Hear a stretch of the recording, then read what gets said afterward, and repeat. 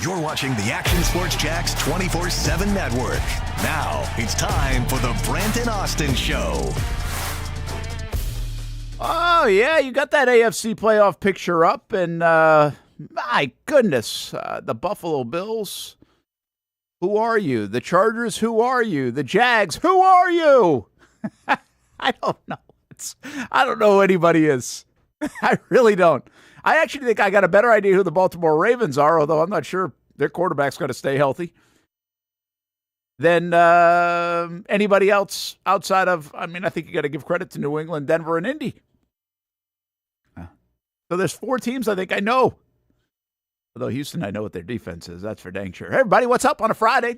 Thanks for hanging out with us. Brent Martineau, Austen Lane. Austin's going to join us from home today, and we'll see him in just a bit. Jason Hamby just got done with Stadium Pulse. I guess it's back. Let's go. College football.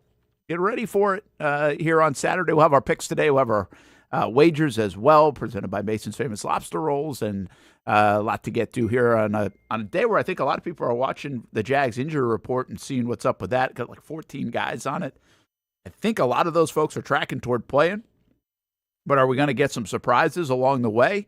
And where's Trayvon Walker in the mix because he didn't practice Wednesday or Thursday? So that's something to keep an eye on today as well on the practice report. Doesn't mean he can't play. Could, though, miss his second game of the season. So we will watch that. The Thursday night game, man, I tell you what, Houston, that defense is so good. And I think they started showing the stats yesterday. It's like when your defense is that good in the NFL, you don't usually lose a lot of football games. It's hard to lose when your defense is that good. And they gave up a kick return touchdown and they still won, even though their offense isn't going to do anything crazy. And right now it looks like they're finding it. The Jags, showed life for Houston. Jags got Houston going in that fourth quarter. They were probably not dead because, again, that defense will travel and play well and keep you in games, but I'm not sure they're doing what they're doing. And if you want to know how wacky the league is, just look at Houston the last 3 weeks. They're getting crushed by the Jags, lifeless at 29-10. They come back and win that football game in improbable fashion. They go on the road and almost lose to the Titans, who have one win almost luckily. And then they come home on a Thursday night and beat Josh Allen and the Buffalo Bills. And the Bills, I don't think, are very good right now, but they're also have been very good. They're 7-3, and they win football games, and they find a way, and they're not bad. They're certainly not bad. They just don't feel like they're very good at 7-3, now 7-4. And Houston itself, then you look at the Jags, you look at these other teams, but Houston in the last now 9 quarters is a weird football team. And they're 3-0 with Davis Mills. The dude had 5 wins in his career before the last month. He was 5-19-1, I think it is. And 2 of those wins had come against the Jags. Now he's beating the Jags, the Titans, and the Bills. And he's playing pretty good football, overall. They started 1 for 7, but he's finding a way to get it done throughout a game. It looks more steady. It doesn't look as high and low as C.J. Stroud. And I don't think they're going to stick with him, by the way, when Stroud's available. But they certainly have that option. They've got the Colts next week. So, and how's Daniel Jones? That's what I was starting to think about Houston. How are these quarterbacks going to survive against that defense if, Josh Allen has a miserable day against them? And look what they've got coming up. The Texans' schedule, it's not easy. But look at the quarterbacks. They get Daniel Jones, and they obviously get Patrick Mahomes. That's on the road at the Chiefs. I think that'll be tough. They get Jacoby Brissett. They get Geno Smith. They got Justin Herbert with that offensive line. How many sacks is Houston going to get in the second to last week with that offensive line? That's if Justin Herbert's still playing by then. They're on the 4th running back. There are 3 offensive linemen out. And I don't know if Herbert's going to survive until that game against Houston. And then you get the Colts again. So Daniel Jones. So they've got to play Herbert and Mahomes. But the Herbert Chargers, you really start to wonder about them anyway. And so it becomes like a Kansas City game. Now, I think they could lose to the Colts because maybe you run the ball. And Houston's defense against the run is just okay. Just okay. They gave 116, I think, yesterday to James Cook. But can they protect Daniel Jones enough to keep them in that football game? That will be interesting. And then I think they could lose to the Chiefs. Like, they could lose the next two games, but they can win every game right from the jump because they can win a 6-3 football game. We said it yesterday in laying down the law. Like, they can win those games because of what you just saw from that defense. And they've got something that I don't think anybody else has in the league. I think the Eagles' defense is really good right now. I don't know what their rankings are, but Houston's defense is like, when was the last time we've seen a defense this good? Kind of reminds you a little bit of 2017, the Jags. And I'm sure there have been others in between. Let's get Austen Lane in here. I think he's checking in. He's playing doctor today. Doctor Dad today. Yep. Sick kid alert. Good. Sick kid alert, man. Yeah, it happens, but it's all good. Thank God for the benefits of technology, even though sometimes it doesn't work like we want it to. But hey, I'm here now, so it's all good. Looks good. Looks fantastic. I thought I was getting a little something last night. I think I just had a little allergy outburst last night. So far, so good. A knock on wood. Although the travel, I'm tough so far. There you go. There you go. That defense is tough, man. I'm telling you, like, do you remember last time you really felt a certain way about a defense in the NFL? Again, there have been good defenses. I'm not telling you they haven't, but this Houston defense feels not just good, but markedly better than maybe any other defense in the National Football League right now. So it almost feels like there's separation. We don't have like this conversation about the Eagles' defense, I think, is really good, but it's not like that. Seattle's defense is really good, but it's not like that. The Rams' defense is good, but it's not like that. I just think they are a step or two or three above everybody else, and I think you got to go back some ways, it feels like, to get a defense like that. Well, I mean, I think the Broncos' defensive line might be better than the Texans. Even better, huh?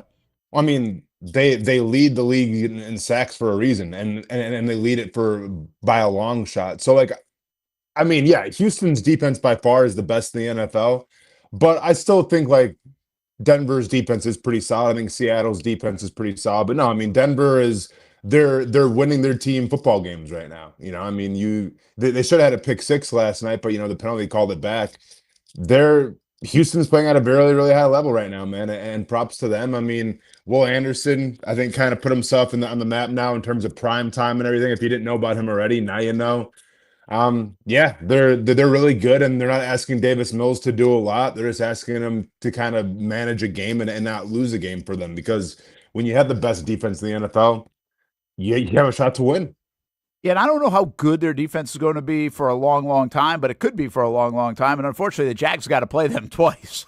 They're in their division, where that might be a defense for a while. Again, Danielle Hunter's on the upside of age, still playing very well, but he's on the upside of age. So you wonder when that will start to trail off. But Will Anderson Jr., Stingley, Lassiter, those guys, even El Shair, those are good players that aren't going anywhere, and they look like they've got levels of defense.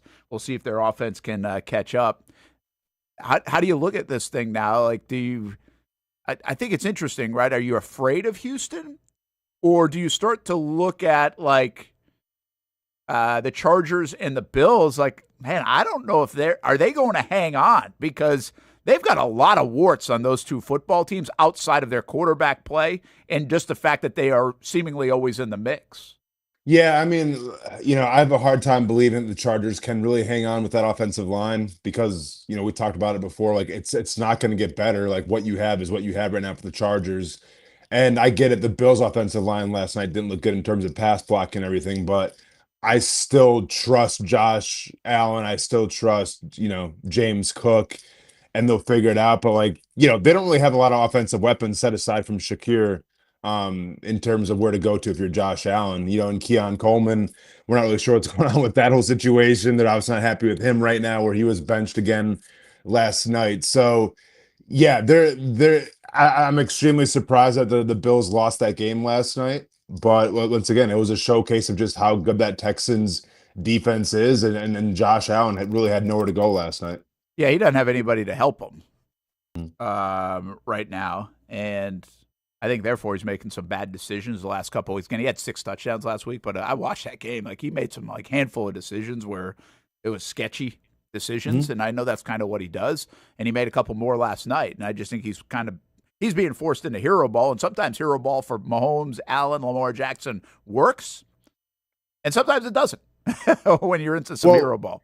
Yeah, I mean, but I think you saw a guy last night take on a defensive line that was all in sync and understood the assignment, because a lot of Josh Allen's game is predicated off of, his legs and using his legs to buy him some time to find the open receiver. And last night you saw the frustration, like even when he tried to step up in a pocket and maybe take off a little bit, there was literally two guys right on him. So that's not an easy job to try to contain Josh Allen in terms of running the football. And I thought the Texans defensive line did a fantastic job last night of doing that.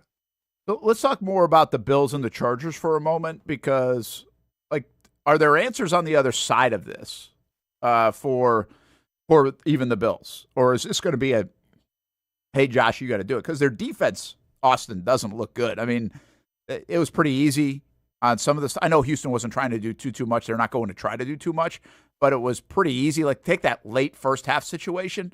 I mean, boom, right down the field when they wanted to, needed to. And then you go back to last week, and I know it's Baker Mayfield and the Bucs, and they have a pretty good offense, but it was really not a lot of friction. And they're losing a bunch of players. See, that's the other thing, too. Both the Chargers and Buffalo are now out a bunch of guys. So, yeah, it just does not feel good. It doesn't look good. The start of the year looked really good for Buffalo. They were taking care of business. That comeback win over Baltimore seemed like it said a lot, but then Baltimore without Lamar didn't do too much. I think I looked at their schedule yesterday. They have two really good wins, and everything else is against not a lot for Buffalo. And they lost that Dolphins game, which was miserable. And this isn't an awful loss, I don't think, on a Thursday night against the number one defense in the league. But, yeah, man, I don't feel good about Buffalo. If I'm a Bills fan, I do not feel good about their football team. They're at 7-4. It'll be hard to miss the postseason based on their schedule, I think. But it feels like they might limp to the postseason. Yeah, I mean, I really don't feel good about Buffalo either, just because, set aside from a strong running game, which might pay all the dividends in the playoffs when it's colder weather, depending where you play. I don't know if they have the capabilities to keep up with some high scoring teams. But at the same time, this seems to be more of the year of defenses, kind of winning games for teams. And when we talk about some of the best teams in the NFL, I think you look at more of their defense than even their offense. Obviously Stafford and LA, they have a really good offense, but I think for the majority, I think defense is kind of on the come up this year a little bit, where we always say it's a quarterback first league and it's an offensive driven league. I think defense this year has something to say about it. So it's interesting. I think it provides a lot of parity. And yeah, I don't like Buffalo right now of what they've done the past couple of games. And I'm not confident in terms of how they'll do, if they make the playoffs. I really don't know who the AFC team is right now, honestly. Kansas City, we thought would be, I think, better than what they've showed. Buffalo, I think that, New England, can you really trust them with a first-year coach, second-year quarterback? And, they didn't really have necessarily a lot of weapons on offense either. They can run the rock really well, but Drake May playing at a very high level. The AFC is wide open right now. Obviously, Baltimore can make a run, and Indy still stands at the top until they prove us wrong. Yeah, no doubt. They're about to get tested big time over the next couple of weeks with that defense of Houston and also the Chiefs coming up on Sunday, and they can really prove a point separation-wise. I think you're right. I think Denver's been really good. That defense is going to travel anywhere. They win close games, but they've won a lot of close games. And Patriots, I think, have proven to be pretty good so far. They don't make a lot of mistakes, and they seem like they play pretty sound football, even though they're not a sexy team in a lot of respects. That's what I was saying too, man. I was looking at that, all the people in the playoffs, who do you trust? Who are they? Who are these teams? And I really feel, and this isn't I'm not trying to speak this into existence. I just watched that game. I watched Josh Allen again. I don't usually watch a lot of these other games because it's a Sunday, and I watched Josh Allen play against the Bucs on replay Monday night, and I feel like watching him Monday night and Thursday. I don't know if he's going to survive this season. I mean, his left hand's hurting, his left wrist's hurting, his right hand's hurting. He's taking hits. He does not avoid them enough. That's always been a thing. I think he's trying to do a lot. He almost right now has to do a lot. And then you look at the Chargers. Look at the hit Herbert took against the Jags. Hey, more of those are coming, man. I mean, more of those are coming because the ball's in their hands so much, and they don't really have a lot of help and protection. Like getting them to January, I think would be a huge win for both of those teams based on the way they're currently constructed, and specifically Herbert.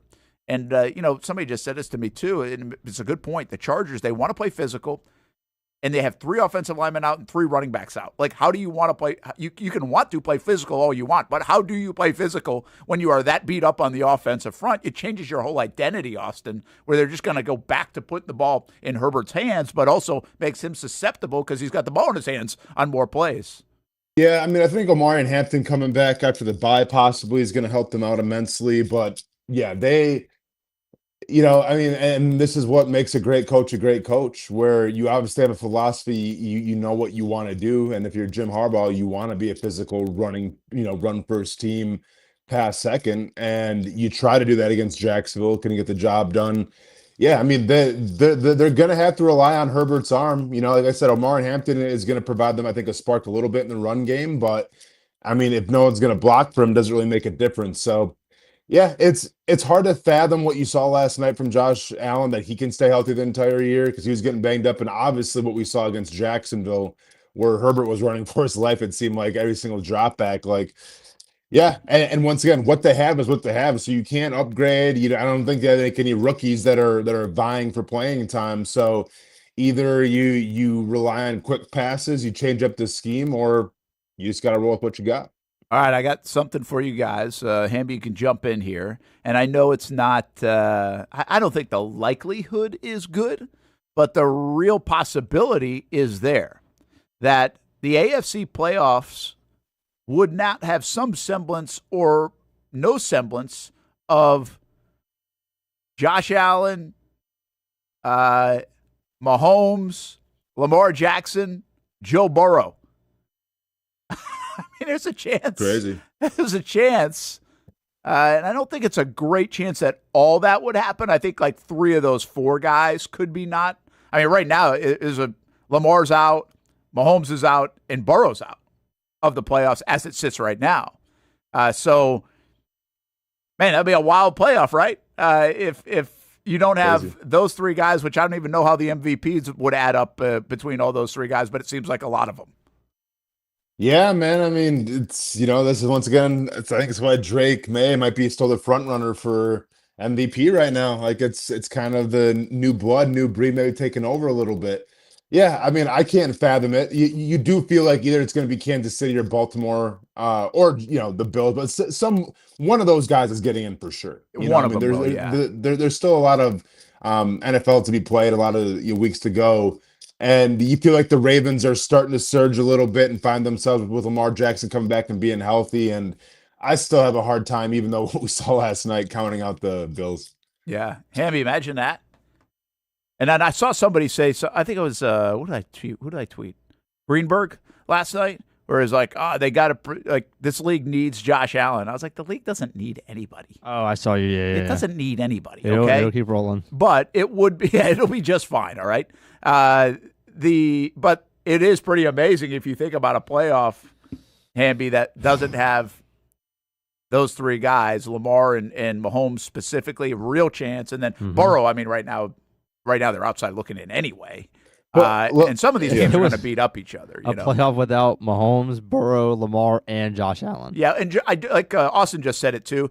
I think it's almost impossible to not have one of them in there. Right. It feels like, but there's a definite possibility to not have 3 out of 4. If the Steelers hang on, and it's the Jags, Texans, and Chargers. So it could happen. So, but okay, well, let me ask you guys this, because obviously I don't care. I mean, I love chaos, so I celebrate the chaos if that happened. But for viewership and like the up and coming generations, then who does the youth gravitate towards if you don't have Burrow, you don't have Lamar Jackson, you don't have Josh Allen, you don't have Patrick Mahomes? Then like who's going to be the guy? Is it Drake May?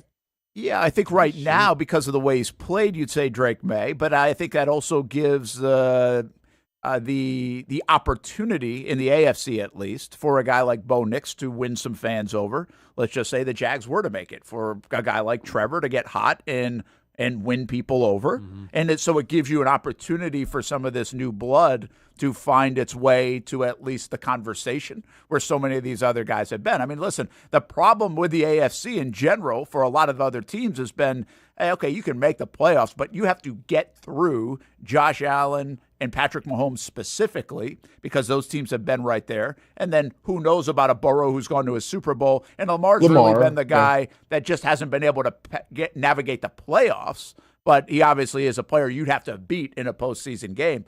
So that's the way we've always looked at it. This would be an easier path for any of those guys to project up. And I think it would probably fall in that order. May, Knicks, because they've been a little bit more consistent in everything. And then I think you would start to throw a guy like Trevor. Or if Houston got in and C.J. Stroud's healthy, then he would add to the mix. I don't think Daniel Jones is the answer to your question. I don't think the kids are gravitating toward Daniel Jones, even if he performs well. But yeah, I think Jonathan Taylor could be, a solution just because, and once again, Saquon kind of elevated himself because of a play over Jerry and Jones. But also, I mean, he was a big reason why the Eagles won the Super Bowl last year, through his playoff run. So, I mean, yeah, maybe Jonathan Taylor, which would be crazy because I feel like Jonathan Taylor's been around forever, and now he might get some rub just because, his team's doing so well. Yeah, that's a good point. And I was thinking just quarterbacks, but yeah, I think Jonathan Taylor would certainly add to that mix. And I'm with you, man. I kind of like it. I like that stuff. Now, there's one other guy in here that if he does get in, and it would be interesting to see. I mean, he would have the best resume by far as Aaron Rodgers if Pittsburgh and Aaron Rodgers were to get in. But it would be pretty wild to see Bo Nix, Drake May, Daniel Jones, Aaron Rodgers, Trevor Lawrence, C.J. Stroud, Herbert, and Justin Herbert, say, in the playoffs. That would be something. That would be something. And really, I would love to know the odds of that happening. But it's a realistic possibility that 3 out of the 4 big-name guys don't get in this year. I'm thinking in the NFC, just real quick as I look at it. I mean, golf or the Lions or the Packers, one of those two teams could very well miss. Well, but what's interesting is you don't nearly have the star power. Like, even the best quarterbacks in the NFC don't have the star power, I don't think, of Mahomes, Lamar Jackson, Burrow, and Josh Allen. Jalen Hurts he's not viewed like those 4 guys. Stafford is those 4 guys, but I don't think he has the popularity because of age with those guys. I don't think he's like kids are drawn and other people are drawn to him like those guys. Now Caleb Williams has an excellent opportunity. I think Baker Mayfield has had this rebirth, has an opportunity to be a magnet. I don't think Sam Darnold. I think he belongs in the Daniel Jones category in terms of popularity. Jordan Love potential, and I don't really think Purdy fits either. I don't think there's a cool factor about Purdy or anyone else here, and really even Goff if he were to get in.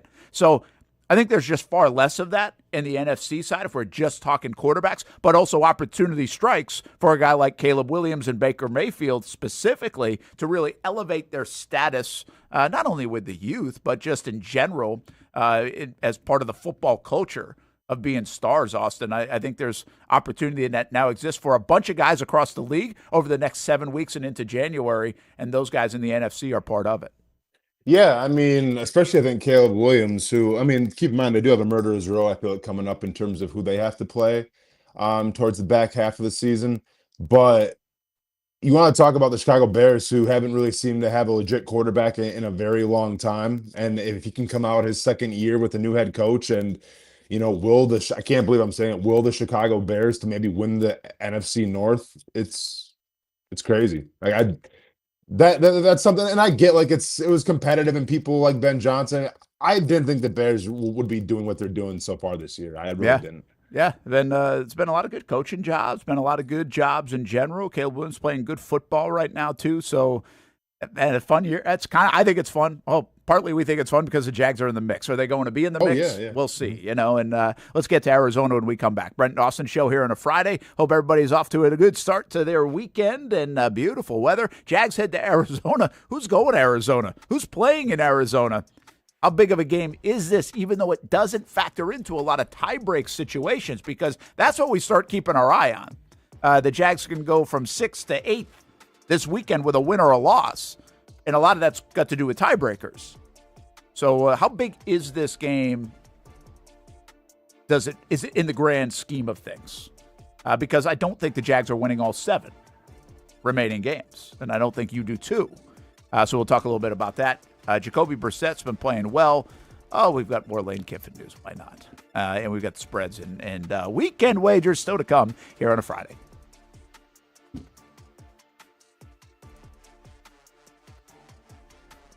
When it's time to get a new car for anyone in your family, just remember, nobody but Nimnick, the #1 Buick GMC dealer in Jacksonville. Get the latest price breaks on 2023 and 2024 models or the newest 2025 vehicles in the showroom on Phillips Highway or shop online at nimnickbuickgmc.com 24 hours a day. GMC Sierras, Yukons, and the redesigned Acadias, or get the all-new redesigned line with Buicks. It's nobody but Nimnick, and part of the reason why is this is a first-class buying experience here at Nimnick Buick GMC. You're not just a customer, you're a friend. This is about getting a vehicle that best fits you and getting you on the road, and also helping you and your family down the road.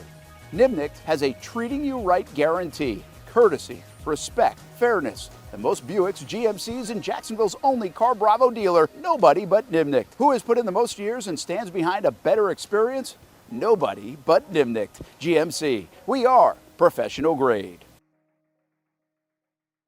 There's a saying in sports, you can't win them all, but you can win a lot with good folks on your team. Like that one painter, First Coast. It's tough to beat the sun in Florida, so your home fades. It's tough to beat that HOA when they come calling. Beat the sun, beat the HOA with that one painter, First Coast. And it's a good time to do it. Less rain to work around, and painting in mild temperatures is perfect. After all, the paint bonds to the surface so much better. Give that one painter First Coast a call at 904-417-3557 or look them up at first-coast.thatonepainter.com.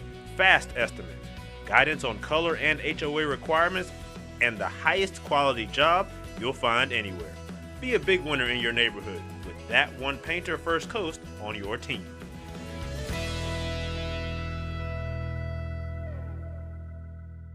It's one of the hot spots in the area. Welcome you to String Sports Brewery out at the beach. Big crowd on hand tonight. The fans are here. And now, the newest hot spot at the beach is open. String Sports Brewery in Jax Beach has opened its doors with rave reviews. We're going to be fans forever. Cozy up to the bar. Grab a seat in the sports-themed restaurant, or grab a seat outside and feel that breeze coming off the beach as the weather warms. Just like the original location in Springfield, try the popular beer menu and come for lunch or dinner too, because the food is fantastic. We got a special guest in the house. He's happy. He's feeling good. He's Trayvon Walker. It's where we hosted Jags Report Live in the football season, and the String Sports Brewery staff can't wait to host you. Hey, welcome back here to String Sports Brewery. And if you haven't checked out the new location in Jax Beach, you got to do it. String Sports Brewery, now with 2 locations in Springfield and now open in Jax Beach on Penman Road. Hi, I'm Greg Mackey from Cycles of Jacksonville. Whether you're looking for a side-by-side, ATV, motorcycle, or scooter, Honda has what you need. The Honda Talon. Ultimate performance meets family-friendly fun. Prices starting at $363 a month.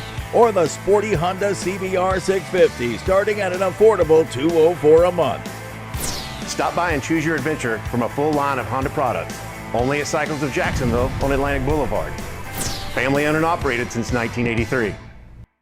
Hello, I'm Kenny Lay of Kenny Lay & Associates. Since 2003, our firm has fought exclusively for the rights of men in family law.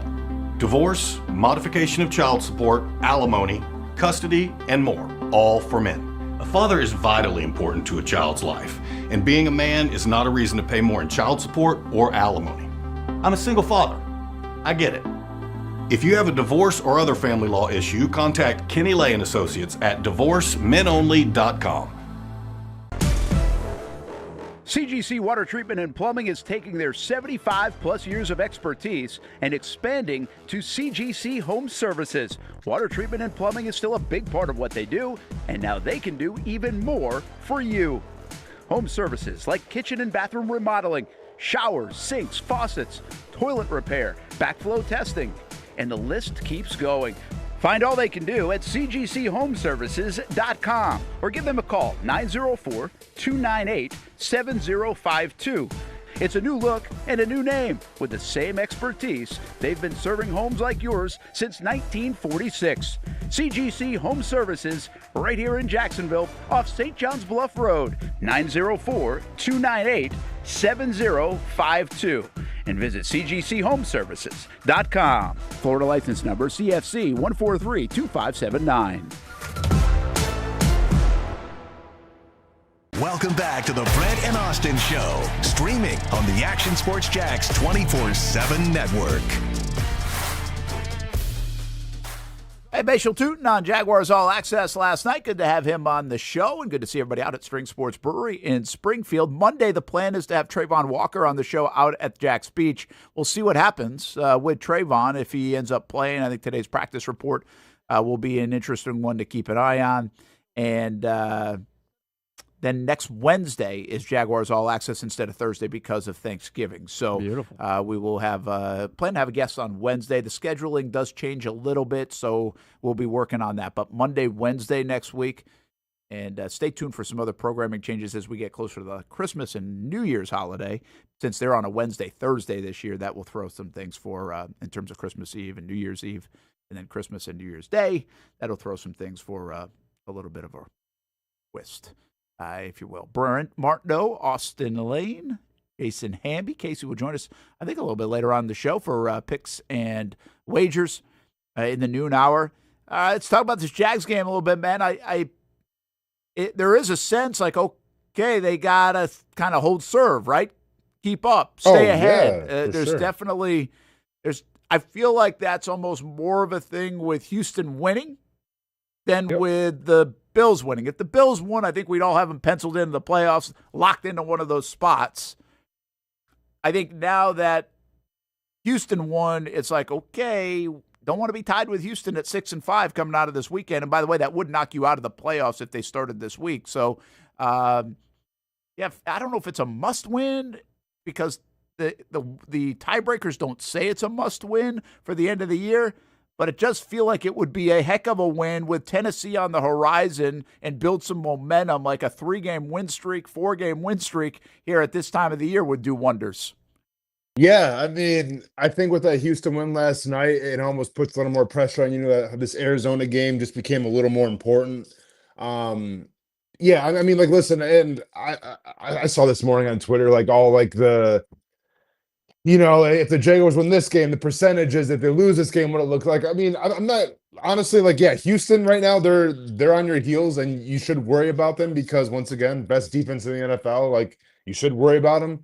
But all the Jaguars got to do is just keep on winning and the rest will take care of itself, right? Like the Colts have a hard part of their schedule coming up. So it's an extremely important game because I think it's a game that you should win in Arizona.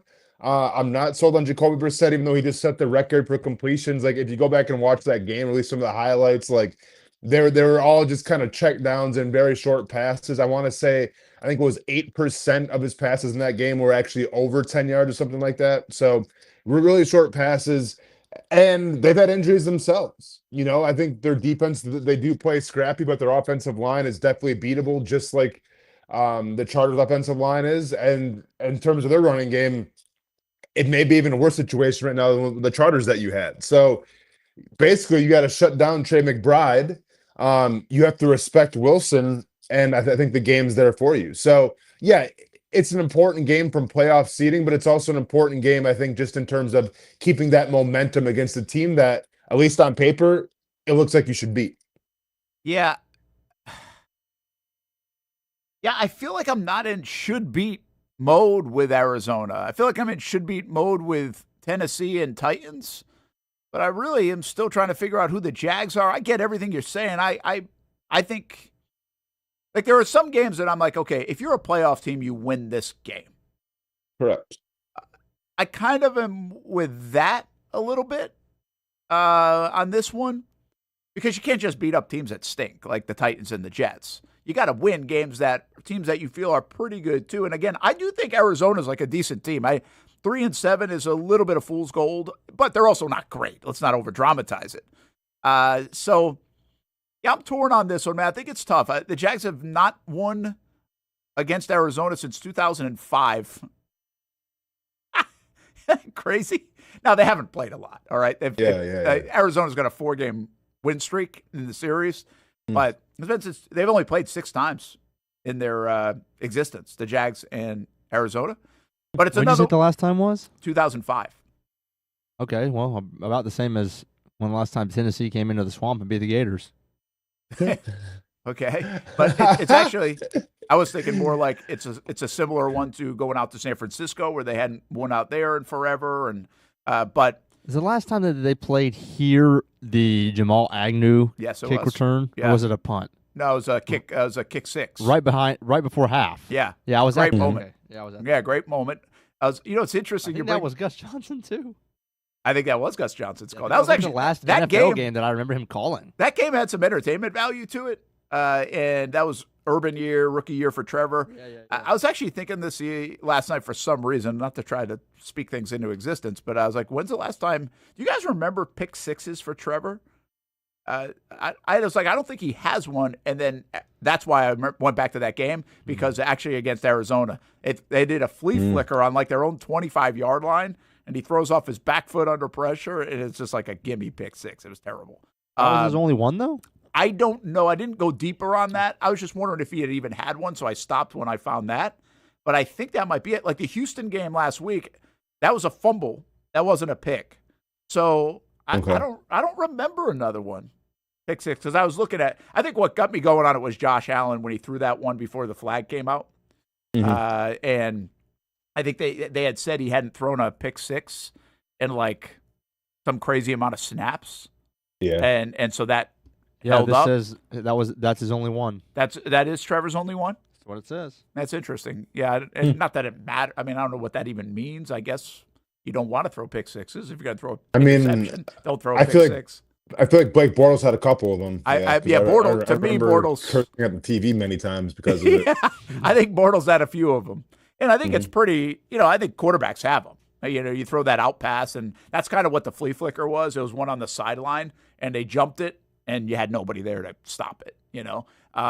So anyway, I don't know why I was thinking negatively, but it did take me back to that Arizona game, and I don't know how to feel about this, man. I feel like this is going to tell us not as much as what last week told us about this team, but it's going to also tell us a little bit more about the remainder of the last 6-7 weeks of the season, where we're just going to stay on this hold on tight, buckle up roller coaster ride, or the Jags are going to find something that makes them a pretty good football team, because I do think they're going to go beat Tennessee next week.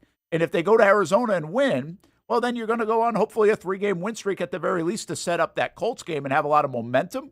And everything's going to be right there in front of you.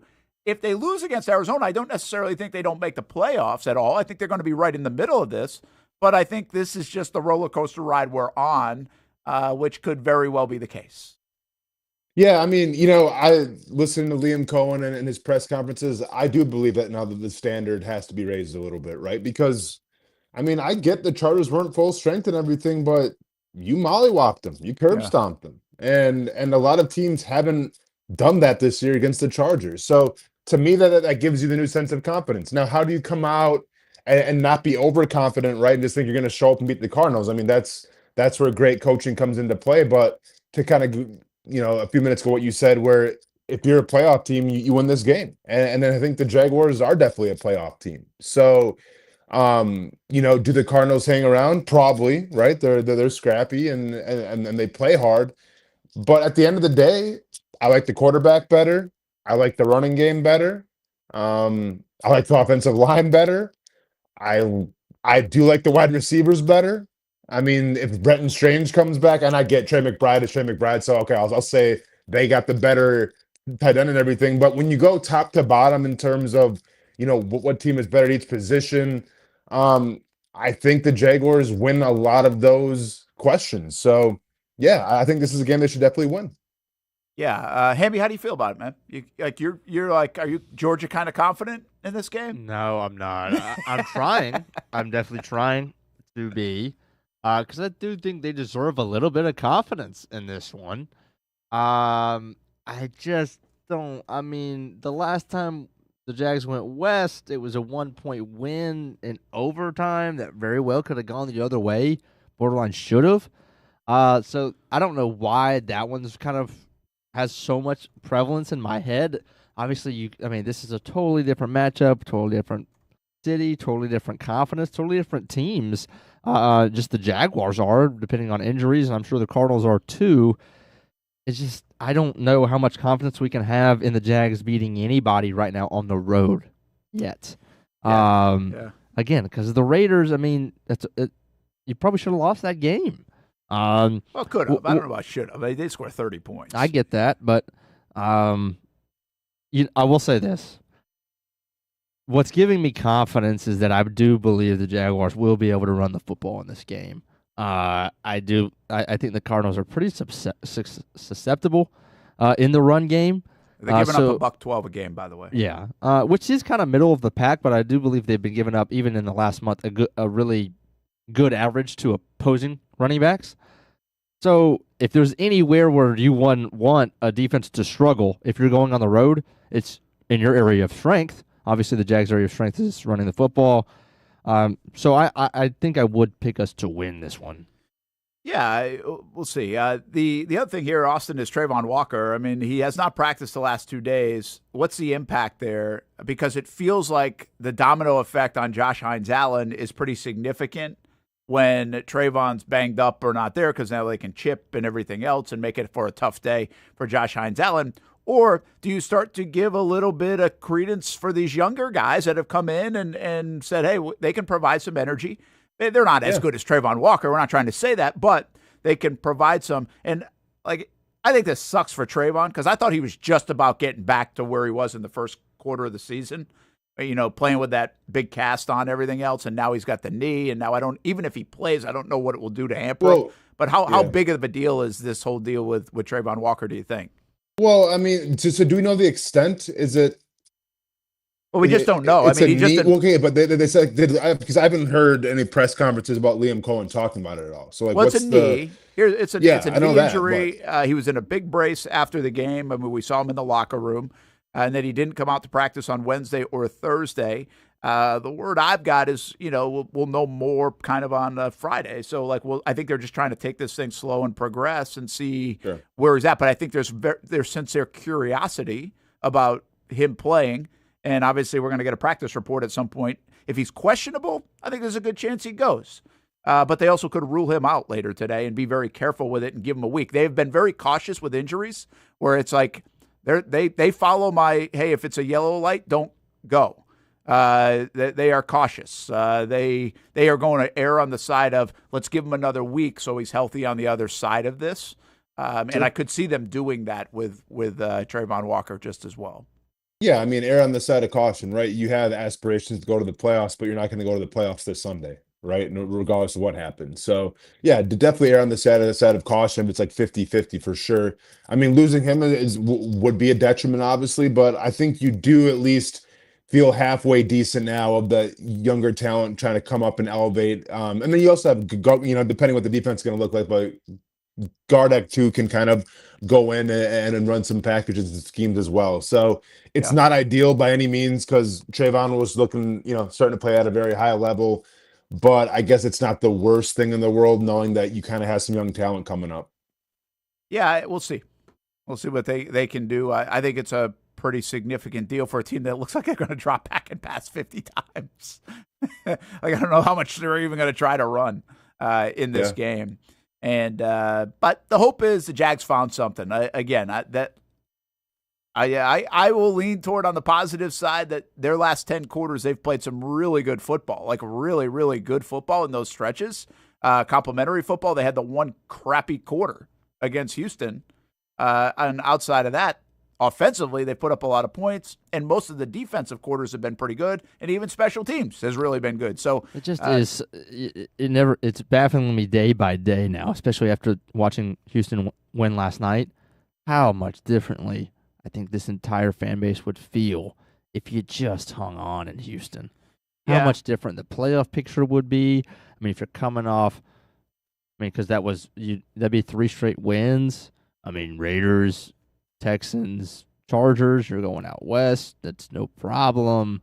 Not that you couldn't, you know, it's insane because you'd feel like your playoff spot is pretty much locked as long as you just beat the Titans twice, the Colts once, and the Jets once.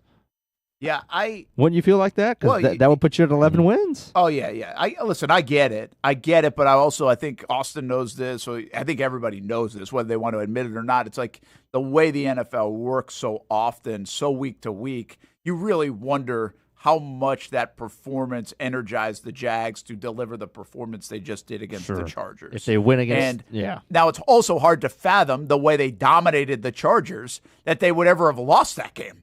Right? Like they might not have dominated them, but would they have lost the game? Well, you just don't know. Right? We might. There are going to be people that believe, and they might be right, that if the Jags almost needed that fourth quarter to happen. You know, it's like it just depends how you feel about your favorite college football team going in or your favorite basketball team going into March Madness or a tournament on a 12, 14, 18-game win streak. Or did you want them to lose in the conference tournament so they could kind of re-energize themselves a little bit? You know, it's that same type of thinking. But I also I can't disagree with you. I also think they easily could have lost that Raiders game. And then they could have lost the Raiders and Houston game, and they'd be sitting right now in a totally different spot. And if they lost the Raiders game and Houston game, that would have been 4 in a row. And I'm not really sure they would have beat the Chargers. The season might be over. Well, yeah. So, I mean, that's the way this thing hangs in the balance. And I know people now throw in Cincinnati where they didn't get the call and they should have won that game. So, like, listen, I do think that's the nature of the season. And that's why I also feel like this Cardinals game is kind of scary. Because the nature of the season is you probably don't go out west 3 times and win 3 games. And I'll bring up 2017. That team was better than this team, at least consistently. It had a dominant defense, and they lost that Arizona game back in 2017, exactly at this time of year, 27-24. So, and by the way, that Arizona team I think was like a 500 team. But this Arizona team feels like a 500 team, even though their record says 3-7. That was Gabbert, wasn't it? That was Gabbert. They got beat by Gabbert. Oh, yeah, we did this earlier this week. Yeah, so Gabbert and Adrian Peterson. So, yeah, I mean, I don't know, man. I just think it's real. We're not alone here, Austin. There are a lot of teams asking themselves right now, their fan bases are like, who the hell are we? So I think the takeaway, the biggest, is you only lose as a fan if you're one of the overreactors. Because like you said, it's so week to week. When you panic after the Houston loss, you make yourself look dumb because they come back against the Chargers and they dominate. Yeah, but even I panicked again, and I'm positive I panicked after the Houston game. But I'm saying everybody panicked. But I'm saying, I mean, we had the giant panic button, Hamby. I understand. That's what I'm saying. But overreacting in the NFL, especially this year, I mean, maybe you could make an argument every year, has turned out to be, too much. Dumb. It's dumb. But but nobody's going to ride with that. Like I'm sure the Bills probably they're hitting the panic button today. I don't know who they play next week. They'll probably win by 3 touchdowns. They might. But if you're a Bills fan, wouldn't you be hitting the panic button though? Because you're asking the question of like, how are we going to compete with teams in the playoffs with our offense right now? Like, besides Khalil Shakir, what do we have? And James Cook. Like, I mean, I think Kincaid coming back. As Jaguars fans were asking, how are we going to compete with anybody with our defense after the Texans? Because we gave up 3 touchdowns in the fourth quarter, and we came against the Chargers and we hold them to 6 points. But once again, like I still think with Jaguars fans, you know what you are in terms of running the football. Like when they can run the football, they're going to win. So like that's something you can hang your hat on right now. If I'm in Buffalo, I'm like, all right, I guess we go back to the old days of giving James Cook 40 carries. Like I don't know. Like, and this is the thing with the Jaguars, and this is why I guess maybe I'm more confident because I know if they run the football, they have a great shot of winning the game. Well, Arizona will allow that, and I think say what you want about the Jaguars defense being up and down. The main consistent thing about them all season, they can stop the run. So. Like when you have those 2 strengths, like time of possession becomes a thing, and I think trench warfare becomes a thing, and the Jaguars have showed they can do both those things. So I guess that's where more like my confidence comes from. And maybe we should believe that, buy into that more, right? Because to your point, I was looking it up yesterday. I think they've got 4 games, well over 100 yards, 5 games over 100 yards rushing. And your point, they are very good against the run. Now, I would argue we might even show a Daniel Griffiths image a little bit later on that because the numbers are impressive. But I also would argue that our team's really trying to run against them because they want to throw against them instead. So decent conversation. But maybe we should have a little more faith and get out of that scar tissue. Just a real quick thought on the who the heck are we type of conversation. I'll give you team that comes to mind. Do you think Detroit knows who they are right now? Because they always have had this identity, Austin. But I wonder if they're second guessing who they are right now a little bit as a football team in 2025. I mean, does Detroit know who they are? I mean, I think they know that they're good, but I think the problem with Detroit is that you have a lot of mouths to feed. You have to keep people happy because you have you have one of the best wide receivers in Amon-Ra St. Brown. You have a young receiver in Jameson Williams who has showed that he wants the ball more, and they try to facilitate that more, almost like changing up a game plan to try to facilitate the ball to him more. You have, a 1-2 combination of Jahmyr Gibbs and Singletary, right? Or no, Montgomery. Yes, yeah, Montgomery. I get them confused. Oh, yeah, Montgomery. And those are two different styles. Like, they try to get Montgomery more involved in the pass game, but, that's more of a So, I just think they have an embarrassment of riches on offense that they're always trying to target and make happy. Yeah, I think that one more, especially in Detroit, is just that's coordinator turnover and play caller change. Because you went from Ben Johnson to I'm sorry, I forgot the guy who was calling plays at the beginning of the year, and now Dan Campbell's taking it over. So anytime you're going to have some clunky offense, I think anytime that happens. Yeah, probably. I think it's more of a concern with the Bills because you haven't had that on offense. I know Kincaid is out, but you have everybody else, and what did you get? I think it's the same thing in Green Bay. They are figuring out that they can't be just a run team, and I don't know if they know who they are on offense, and they have Matt LaFleur. Yeah, and they've had consistency there. So, it's surprise. It makes for good stuff. It's kind of the sport of football in many ways, but in the NFL. But I think there are a lot of teams that have question marks as we enter Thanksgiving, like, okay, where's this thing going? Which is kind of fascinating. Very few are breeding confidence. Ironically, like the 6-5 Houston Texans know exactly who they are. They're a really good defense that are going to be pretty pedestrian on offense most of the time, but they know who they are, and that might be a distinct advantage for that football team. Especially since they have the best of something in the NFL. Hey, Best Bet Jacks, that might be the best place for you to go this weekend, and you can enjoy the games, the food, the drink, the poker as well. 3 different locations, Orange Park, St. Augustine, and also Monument Road. What'd you say? I might stop by. Are you going to stop by this weekend? I might. That actually, tomorrow is that date. You could get in that tournament if you want. I'm available. Might have to do it. Let's go, Hamby. BestBetJacks.com. Get in any of the events going on at Best Bet around the holiday season as well. But check them out, BestBetJacks.com. And don't forget our Whataburger game of the week. It is 7 o'clock tonight. It's in St. Augustine. The Yellow Jackets host the Ed White Commanders. St. Augustine scored 70 points last week. Ed White has scored the most points in the state ever. Really? This season. And they match up tonight.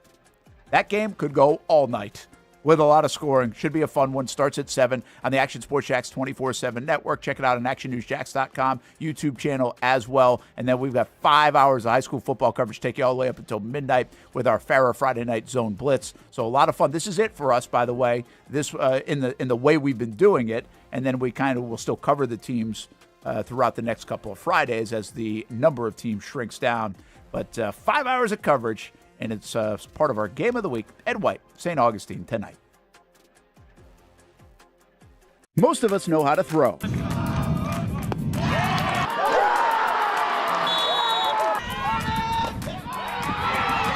But you need to know what to throw. I'm not talking about footballs, baseballs, softballs. We're talking about those items you need to recycle. Republic Services explains it easy. Recycling simplified. 1. Know what to throw. When in doubt, throw it out. 2. Empty, clean, and dry those materials. It takes an extra minute, but it makes a big difference. And 3, don't bag it. This makes the recycling process faster and more efficient. This is a look at the Republic Services North Florida Recycling Center. You can make this process even more efficient. By utilizing those 3 steps, Republic Services can help you become a better recycler in your home. Learn more at recyclingsimplified.com. What a throw! Touchdown, Jaguars! We're coming for you. They're going to get him on the ground, and that's going to end the ball game. We showed no mercy. Lawrence looking deep in the end zone. Touchdown! Duval! ETN is going to take it all the way! Right here on CBS 47. CBS 47. Right here. Your official station of the Jacksonville Jaguars. And the Jaguars strike first. Go Jags.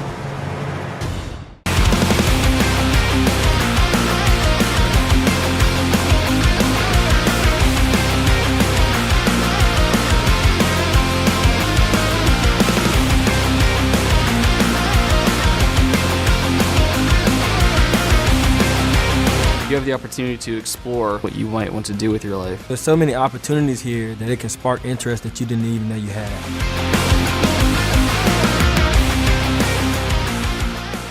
If you don't see a pit, it ain't legit. When you hear that, you think Bono's Pit Barbecue, a staple in Northeast Florida now for 75 years. A place that feels like home with friendly service, a meeting place for friends, family, or business occasions.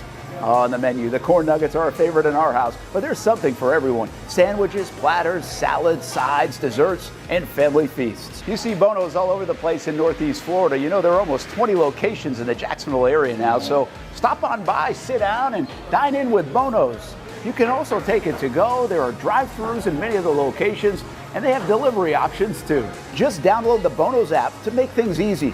I signed up for the loyalty program, and you can too, to get special offers. If Jacksonville is home, few things feel more Jacksonville than Bono's Pit Barbecue. Celebrate 75 years and many more to come.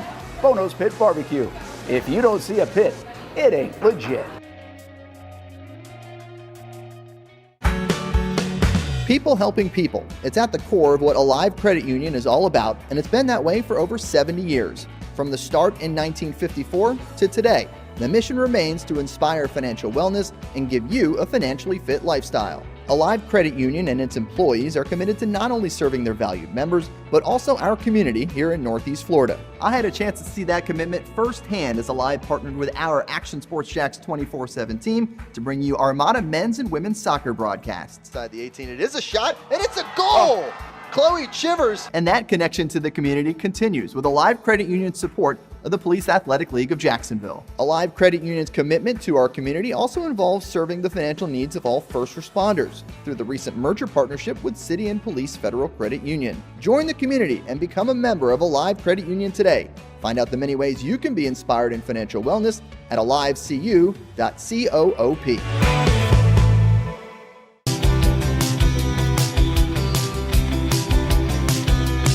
Welcome inside the Armor Guard exterior and gutter helmet showroom. There's a lot going on, like glass exteriors, replacement windows, and down there we have the retractable screens and awnings, plus hurricane protection.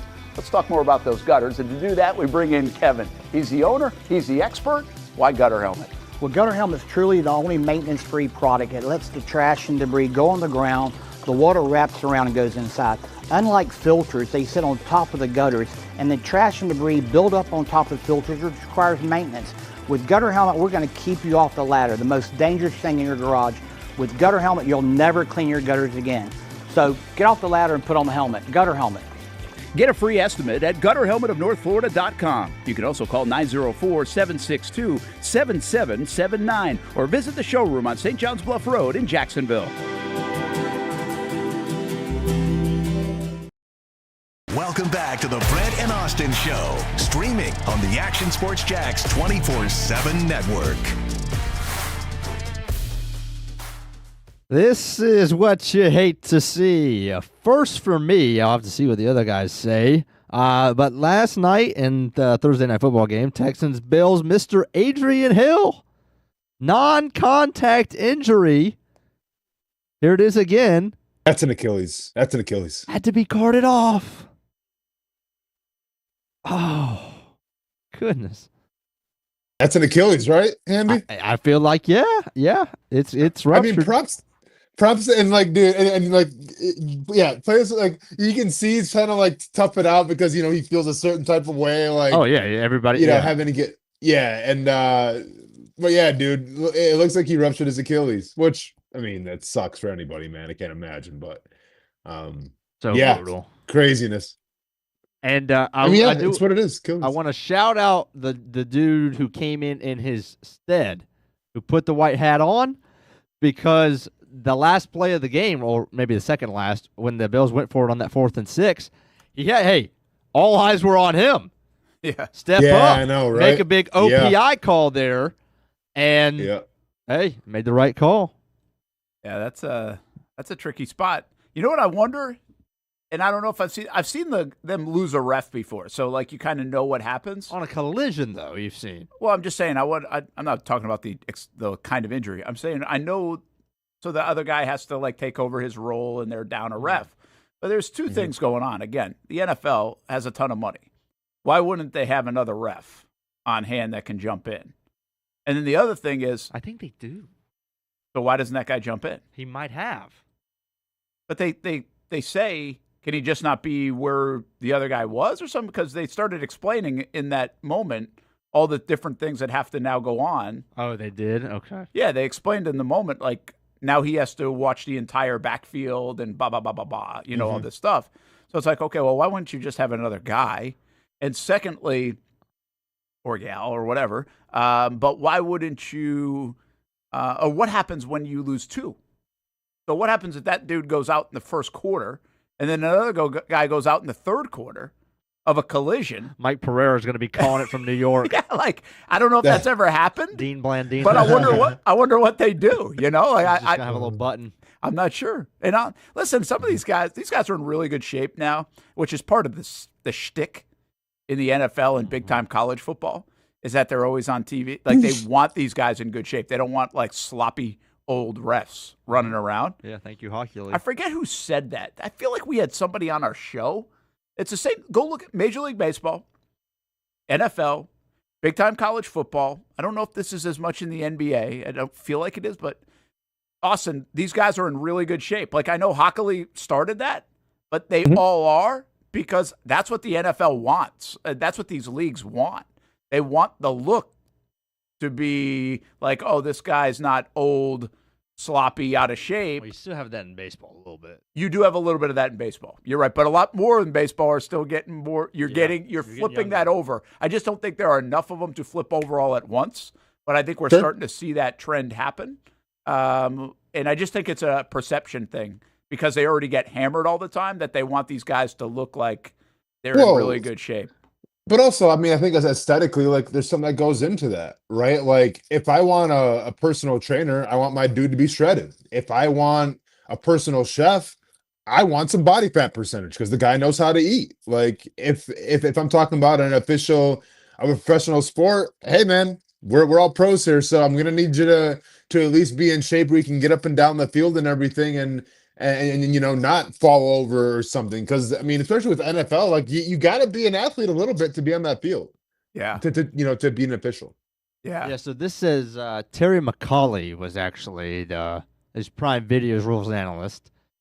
And he says, so they're going to move the umpire to the referee position. They're going to eliminate the umpire position.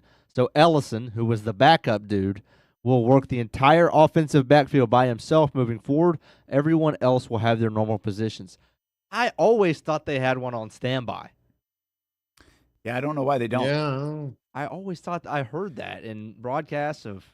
And like, let's be honest with you, and I'm not speaking anything. It's you never know what's going to go on. I mean, people have various health problems or like travel problems or things like that. You would think they would have an extra official on standby just at every game. That's such a big deal, right? And it's already scrutinized. I'm really surprised they don't have an extra guy in their crew on every one. Really, just in case. Yeah. A little bit of a surprise in that respect. Hey, a couple things. Graham Hall just reported out of Florida. He covers the Gators for 247 Sports, 24/7 Sports.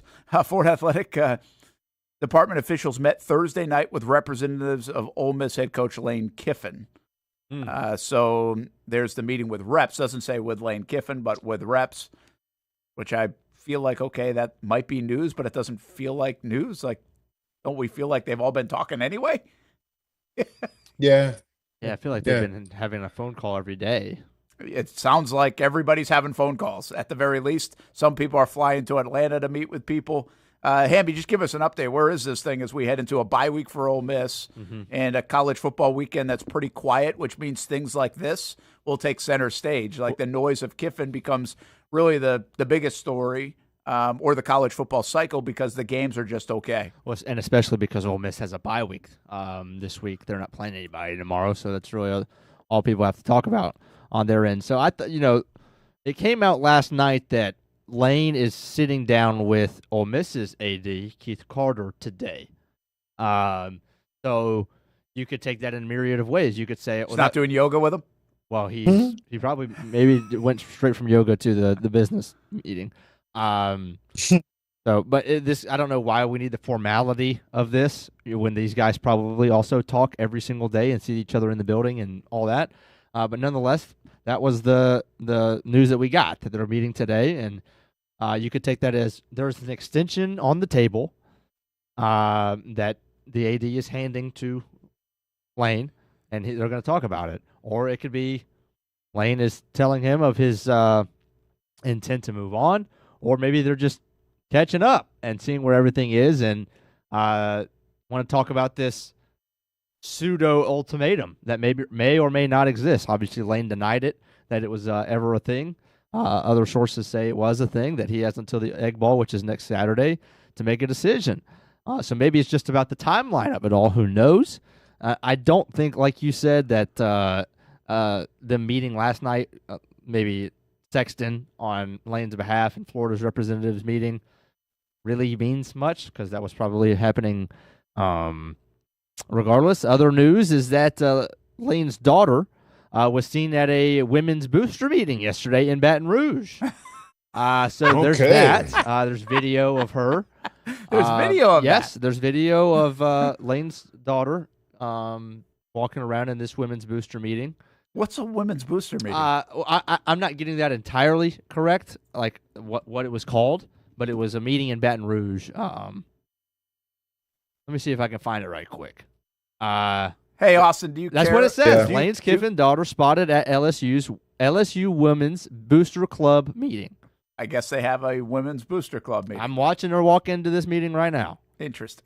Austen, do you care about this at all? Not an Ole Miss fan, I mean, not a Florida fan, not an LSU fan. Yeah, man. I mean, I think you know the answer to that, Brent. You don't have to ask it, right? I'll just sit here and let you guys go through your thing for the next 15 to 20 minutes. And yeah, if I feel like I need to say something, I'll say something. But booster club meetings and representative phone calls, nah, man, I'm all set. Okay, let me ask you this though. I feel like already, before the decision, a documentary could be made about the last month.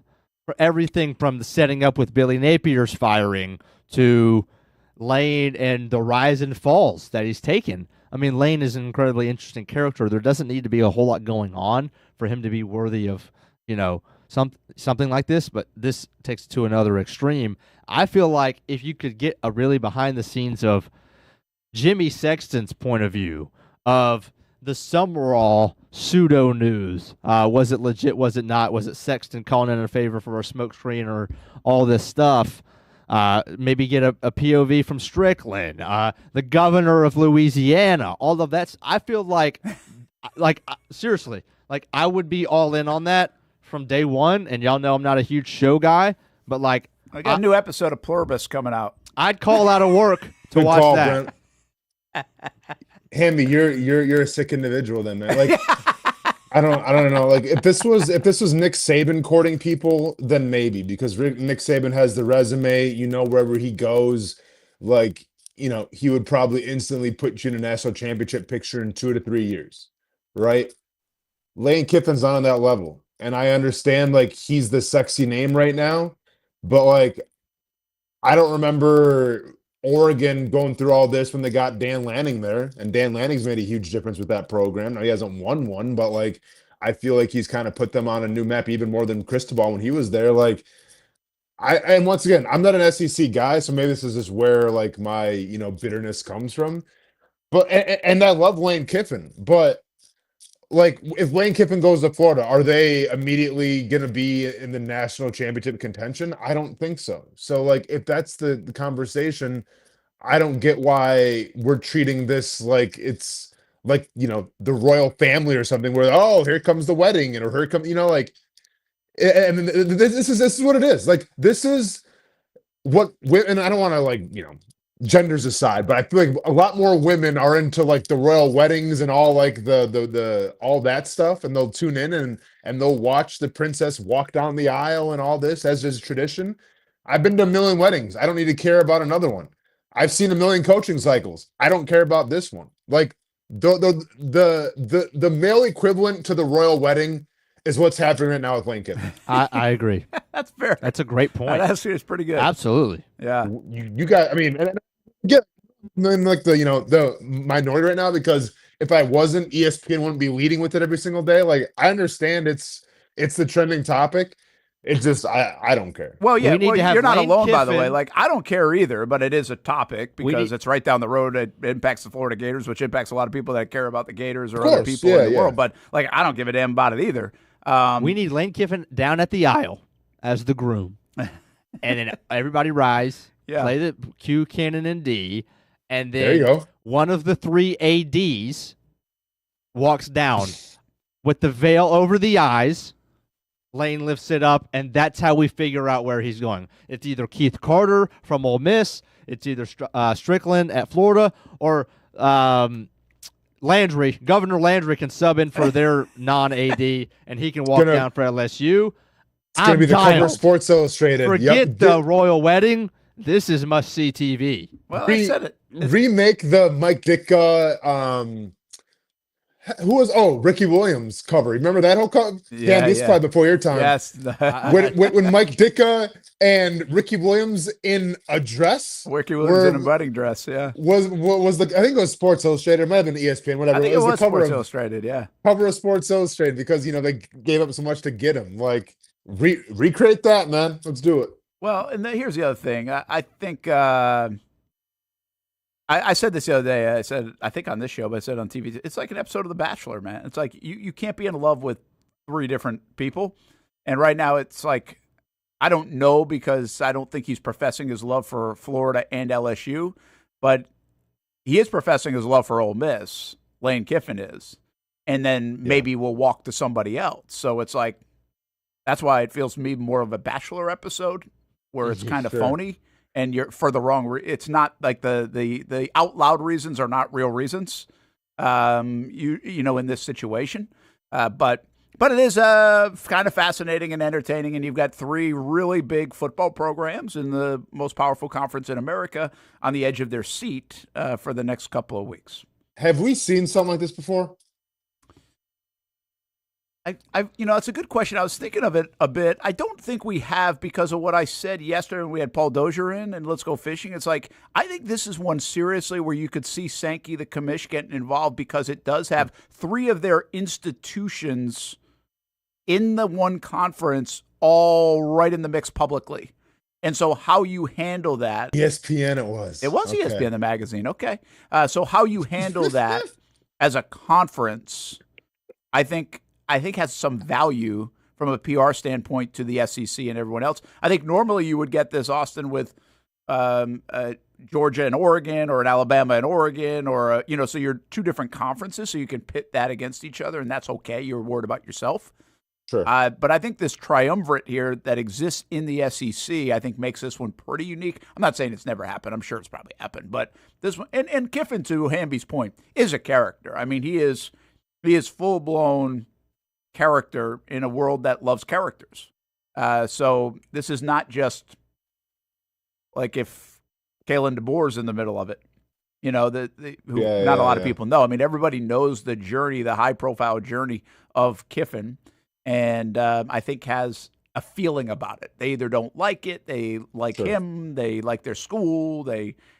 So I think there's some popcorn reality. I can't listen. If Saban ever comes out of retirement and goes back in and announces like, "Hey, I'm interested," like there's going to be a Nick Saban 24/7 network dedicated towards that. Because like that, like SEC is just going to go Nick Saban network because that would be because I mean once again. And I get Saban's the hot hire right now. He's the sexy name. Cool.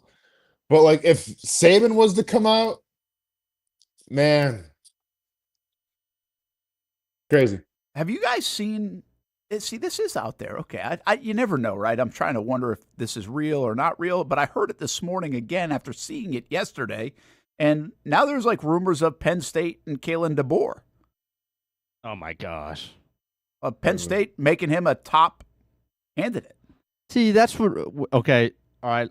And by the way, it's everywhere. At least people are grabbing the rumor. Let's just say that. Okay, so here's what that is, and this is ridiculous. This is what Brent. Look up who DeBoer's agent is. If it's freaking Jimmy Sexton, I'm gonna probably is. But this is DeBoer's agent already, only 2 years in, being frustrated with how little money he's making. And this is him just calling Penn State to see if they're interested. Of course they're going to say yes. Who wouldn't? Just so he can go back to Bama and throw this rumor out there. He can call somebody in the news. It is Sexton, by the way. This is Jimmy Sexton calling Penn State. Hey, would y'all be interested? Would y'all hypothetically? Of course we would. All right, cool. Hangs up. Forgets that because that would never happen.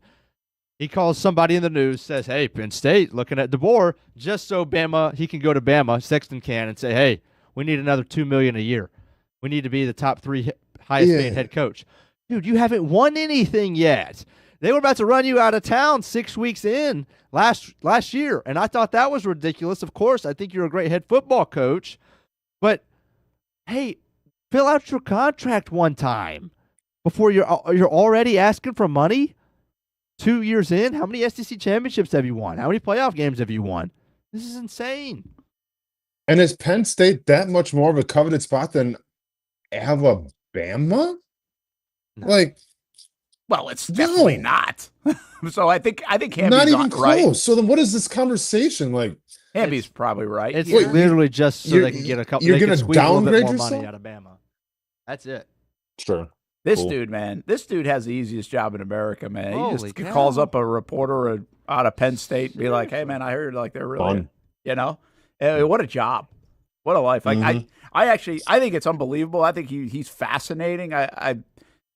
He's less out there than Scott Boras, but I liken him to Boras in baseball. And I, by the way, don't think it's good for either game. No. I don't think Boras was good for baseball. It's good for your clients. I get that. That's your job. Like, I'm not saying you're the most evil person in the world, but I don't think it's good for baseball. And it wasn't good for baseball, and it probably for the owners especially. But I don't think one guy having so much power over the landscape of a cycle or a free agent cycle or a coaching cycle is a good thing. It's monopoly in a sense. And I don't really think this is good. But again, somebody's got to be smarter and stand up in the room and say, hey, guess what? In Tuscaloosa, we ain't giving that dude any more money. Yeah. Don't be an idiot. Like, because 2 months ago, we were about buying his ass out for $76 million. He's got an 8-year, $87 million deal. I mean, he's making 11 a year. Because the Kiffin dollars are now up to $15 million, apparently. That's the story, $15 million a year. So if he's making, 8 for 86 or something, he's making $10 million a year. Not enough at Alabama. Not enough. So, hey, if you're Alabama, put the phone down. Don't answer the email. Your guy ain't going anywhere. Well, and by the way, if your guy did go anywhere, then you get Lane Kiffin. Well, and that's and the silliest part about that, Brent, is you don't even have to do that. Like, all you have to do, like, if Lane signs his extension, whether he goes to Ole Miss, Florida, or LSU, you don't need this threat of leaving to go to Penn State. Forget that. As soon as Lane does his deal, wherever it goes, is, hey, Lane's making $3 more million a year than DeBoer. Can we get a little bit more for DeBoer? Yes. Or it. no. Or you no. don't need the threat of leaving. Yeah. Well, maybe you do. That's worked for a long time, Hamby. You say no, it's worked for a long time. The I dude's get it. been playing the game for a long time. I think he knows what he's doing. Of course, he's great at his job. You know what I mean? If I was the college football commissioner tomorrow and they need one very badly, if an agent can only control 10% of the market. If we have 100 and some coaches in Division I football, you can have 10 head football coaches. Or 13 if we have 120. I don't even know what the number is. Yeah. That's it. Yeah, you can have well, 13. And I know you probably get sued out of your mind. I'm sure there are some court things that don't allow for that to happen, Of course. right? But you got to do something. Yeah, it seems pretty odd. But I don't think you need to be held captive by these guys. I just think there are some silly, stupid, dumb people in college athletics, like in high positions that oversee a bunch of money and spend it wildly.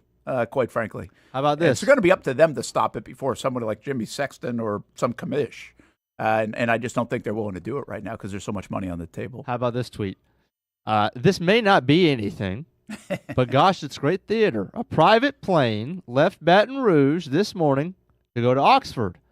It was scheduled to return to Baton Rouge, and now it's going to Gainesville instead.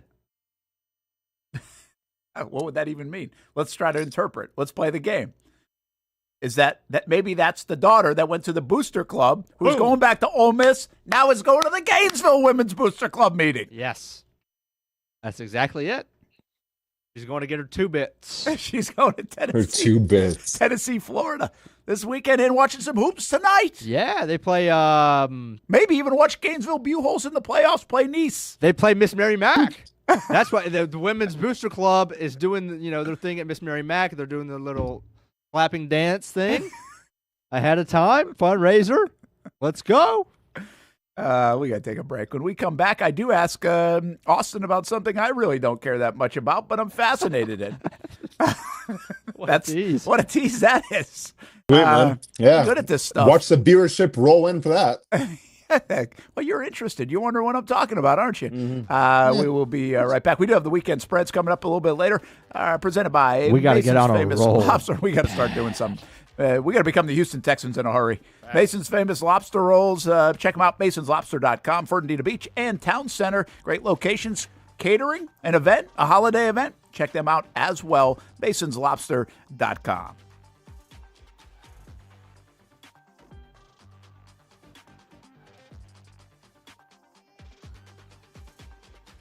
Choose your own adventure. It's not just a saying, but a way of life here at Cycles of Jacksonville.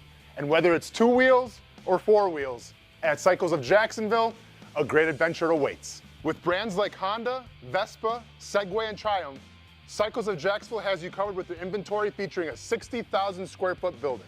If 4 wheels is more your thing, check out the largest selection of Honda Talons in the entire county.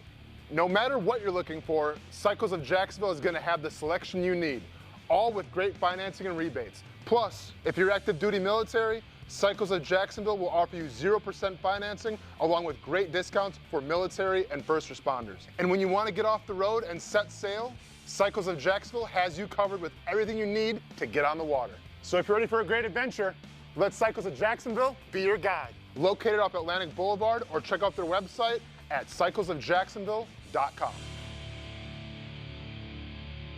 How do we make Mason's Famous Lobster Rolls? It's simple.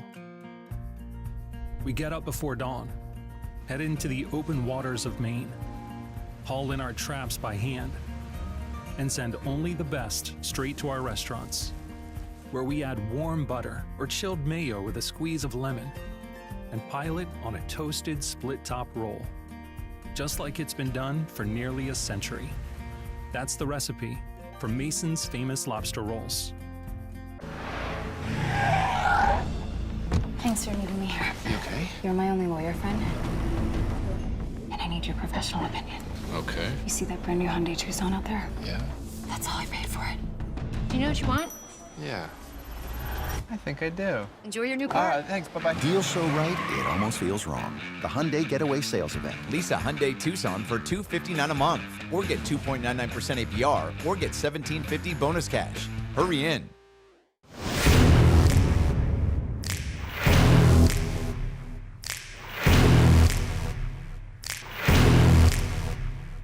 Grab some friends and go to a restaurant or head out for a drink and some conversation. Watch your favorite team play on the big screen.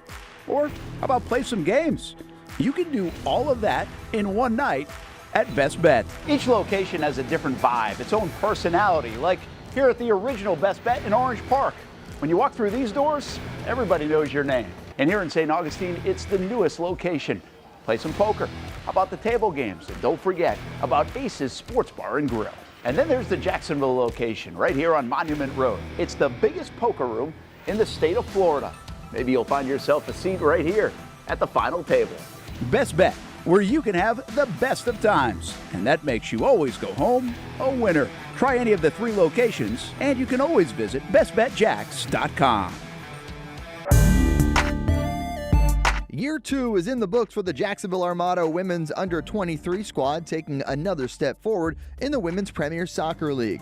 Under the guidance of head coach David Goff, the girls in blue went undefeated at home for a second straight season, including a dramatic draw in the opener. And they've left it to the death. Unbelievable stuff. And a late winner to end the season at home. Headed on. Here's a chance. Gianna Ramirez brings it down, still alive, takes a shot, and into the back of the net. After fielding a younger roster in 2025 with talent from all across Northeast Florida, the future is bright for the Armada women's team. We highlight the ladies and all things Jacksonville Armada each week on Fleet and Footy on the Action Sports Jacks 24/7 network. I'll put one in the back of the net for you. Join us for player profiles, fun interviews, and the very latest on the Fleet and all things footy. That's every Thursday at 2 p.m. Burgers or breakfast, you can get it all at Whataburger. Try something new on the menu or an all-time favorite like the Whataburger Patty Melt. And now you can have breakfast here at Whataburger 12 hours a day, 11 p.m. until 11 a.m. Menu items like the bacon taquito, sausage taquito, honey butter chicken biscuit. Whether you work the late night shift, just want a snack early in the morning to get your day started, or a little pick-me-up late in the morning, 12 hours a day, breakfast served, 11 p.m. until 11 a.m. A dozen locations in Jacksonville. You can order pickup or delivery and download the Whataburger app. New rewards members get free Whataburger items when placing their first online order. Just download the app. And for us coffee drinkers, Whataburger has all new hot coffee and iced coffee too. Satisfy that coffee craving at Whataburger 24/7, and it comes in a variety of flavors. Burgers, breakfast, coffee, and so much more. Whataburger, just like you like it. Welcome back to the Brent and Austen Show, streaming on the Action Sports Jacks 24/7 network.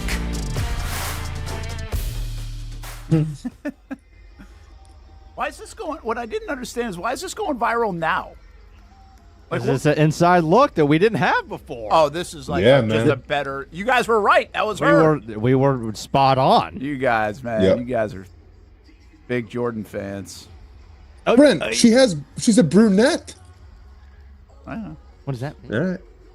Well, because I think last time when he said you guys, it's like, how could we tell it was her in the back? It's like, it was obvious. yeah. It was. That's what I thought he was referring to. Yeah. Right. Unbelievable story this week. Spectating. Oh, North Carolina. Speaking of North Carolina, do you see the UNF Ospreys almost beat North Carolina last night in soccer? I did. In the NCAA tournament. Penalties, right? Oh, man. It was like. It's a heartbreaker. Yeah, like we were kind of locked in. I'm kind of locked into a lot of soccer, but they scored a goal, they make it 1-0. Then they give up 2, and then the final seconds, they actually scored the equalizer to force overtime. No scores in overtime, and so we're locked into it after Jaguars All Access. Ty's watching it when I stopped home. We're watching the penalty kicks, and they've got they go 5 for 5. The penalty kick, man, it's so hard for the goalie, by the way. But 5 for 5, both sides. The 6th one, the dude from North Carolina, misses wide, so the Ospreys have a chance with it to win it. Dang. And beat North Carolina in the NCAA tournament in soccer, which would be amazing.